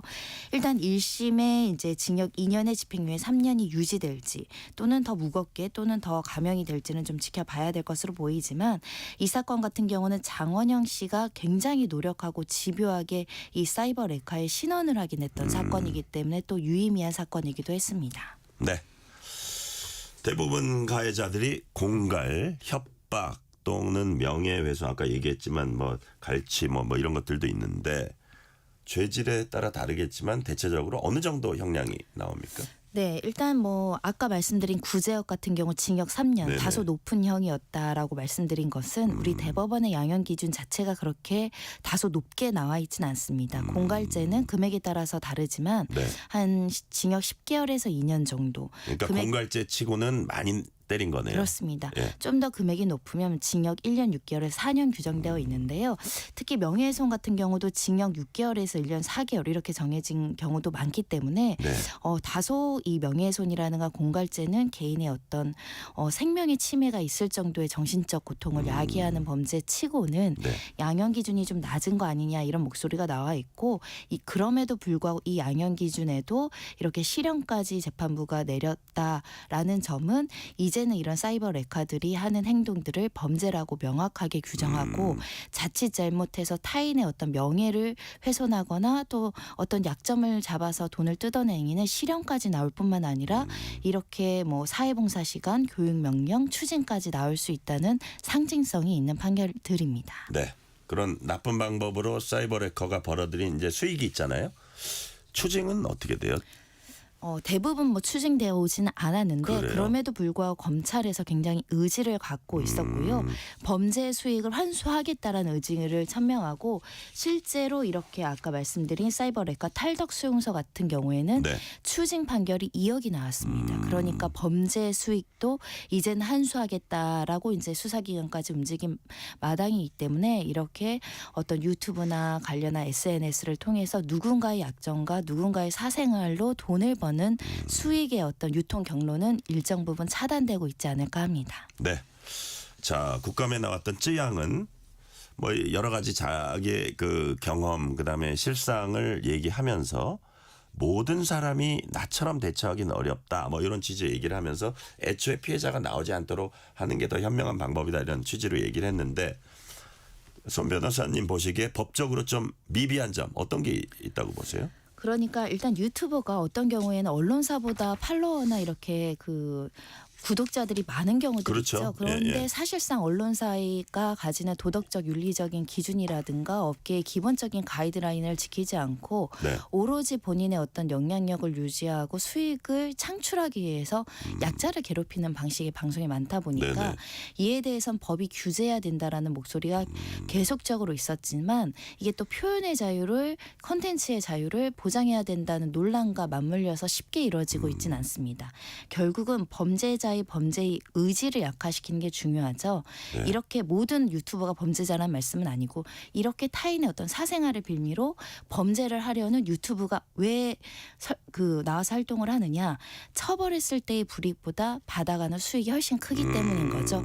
그런 측면에서는 이 유튜버 이렇게 여러 가지 이제 사이버 레카들이 하는 불법 행위에 관련해서 그냥 형사처벌 말고 집행유예 기간 지나면은 사실은 실제로 뭐 구속되거나 이러지 않는 경우들도 꽤 있거든요. 네네.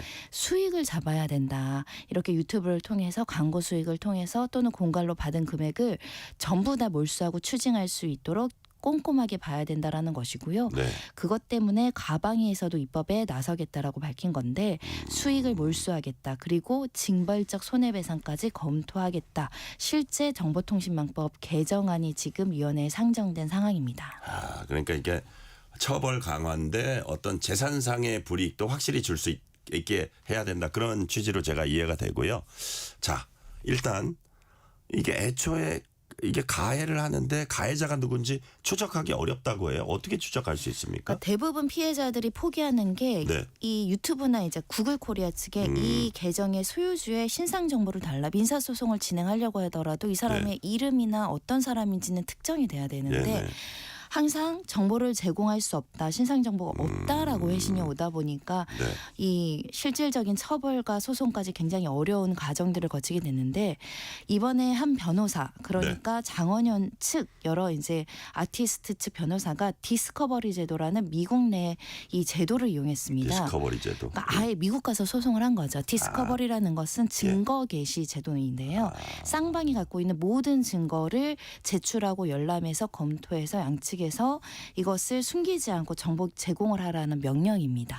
우리나라는 이런 제도를 아직 채택하고 있지 않기 때문에 아마 미국까지 가서 이런 제도를 통해서 실제 이 사이버 레카의 신상 정보를 받았고 이 신상 정보를 통해서 민사 소송을 진행한 것으로 알려지고 있고요. 그러다 보니까 우리나라도 이런 디스커버리 제도에 대해서 본격적으로 논의해야 되는 거 아니냐 이런 목소리가 나오고 있고 특허 분야의 이런 제도의 필요성이 굉장히 높게 인식되어 왔는데 이렇게 글로벌 어떤 플랫폼을 통해서 우리나라 사람들이 피해자인 상황에서 이 누구인지 몰라서 소송을 못하는 일은 막아야 되는 거 아니냐라는 목소리가 나오고 있습니다. 네.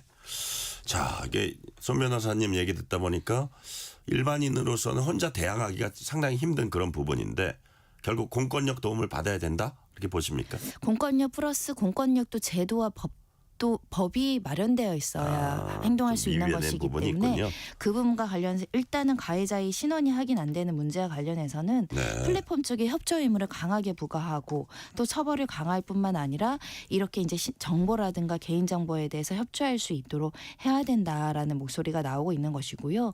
아까 말씀드린 그 사건의 그 변호사는 이 소속사 차원에서 움직이다 보니 미국에서 이런 절차를 하는데 상당한 비용이 들거든요. 그래서 대부분의 피해자들이 포기하는 경우가 있습니다. 제도적인 개선이 꼭 필요합니다. 네. 자, 혹시 사이버 레카로 입은 피해가 있을 때 형사 아니라 손해배상, 민사 진행하면 절차가 좀 달라요?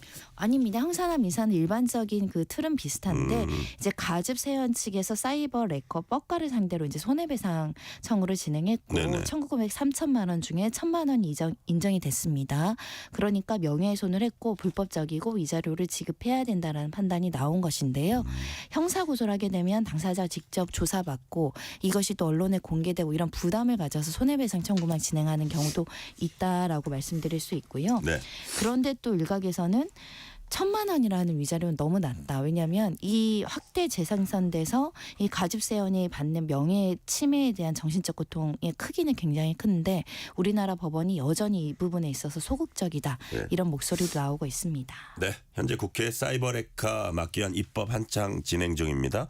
징벌적 손해배상 내용이 포함되어 있죠? 그렇습니다. 징벌적 손해배상은 실제 손해보다 몇 배 더 손해배상을 네. 인정을 해줌으로 인해서 실제 예방 효과를 극대화하겠다라는 겁니다. 예. 누군가의 명예를 훼손하려는 사람들이 자칫 잘못하다 큰 막대한 손해배상을 물 수 있으니 이 범행을 포기하고 타인의 권리를 보호하는 쪽으로 이제 개선하겠다라는 건데요. 일부 우리나라 법에 하도급법, 공정거래법에 이제 3배 가까운 이제 손해배상을 할 수 있는 제도는 있지만 이렇게 개인과 개인 간에 그리고 명예훼손 사건이나 정보통신망법에 이런 규정이 없다 보니까 아까 2억을 벌어서 2억 원만 토해냈잖아요. 네네. 그럼 안 걸리면 그대로 수익이거나 걸려도 번 것만 주면 되니까 범죄 의지가 약화되지 않죠. 그러면 2억을 벌었는데 내가 6억도 또는 10억도 이 반환할 수 있다. 손해배상 해줘야 된다라고 한다면 많은 사람들이 타인의 어떤 개인정보를 가지고 돈벌이에 나서려는 행동을 주저할 겁니다. 제한할 수 있다. 네, 그런 측면에서 징벌적 손해배상 도입 문제가 거론되고 있습니다. 네, 마지막 질문 드릴게요. 유튜버들이 수익을 얻는 만큼 유튜브 플랫폼도 어느 정도 수익을 얻게 될 텐데 과연 그에 걸맞는 책임을 지고 있냐 이런 문제가 제기됩니다. 플랫폼의 책임 범위 어디까지로 봐야 됩니까? 네, 사실은 플랫폼이 기본적으로 불법 정보를 차단하고 유통을 감시해야 되는 기본적인 의무가 부과되어 있는데 문제는 글로벌 플랫폼인 경우에 각각의 나라마다 규제마다 또 표현의 자유의 보호 영역이 조금씩 다르다 보니까 우리나라에선 강력하게 조치하려고 하더라도 해외 기반으로 한 플랫폼에 대한 정보 협조나 처벌이 좀 소극적인 부분이 문제입니다.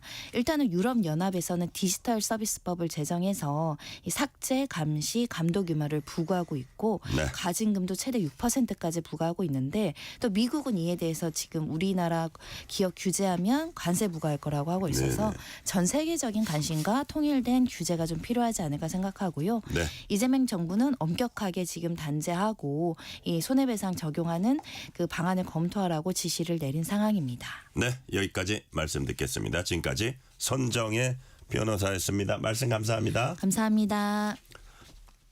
오늘 뉴스레터 K는 여기까지입니다. 치킨 쿠폰 당첨자 명단은 뉴스레터 K 홈페이지 확인해 주시고요.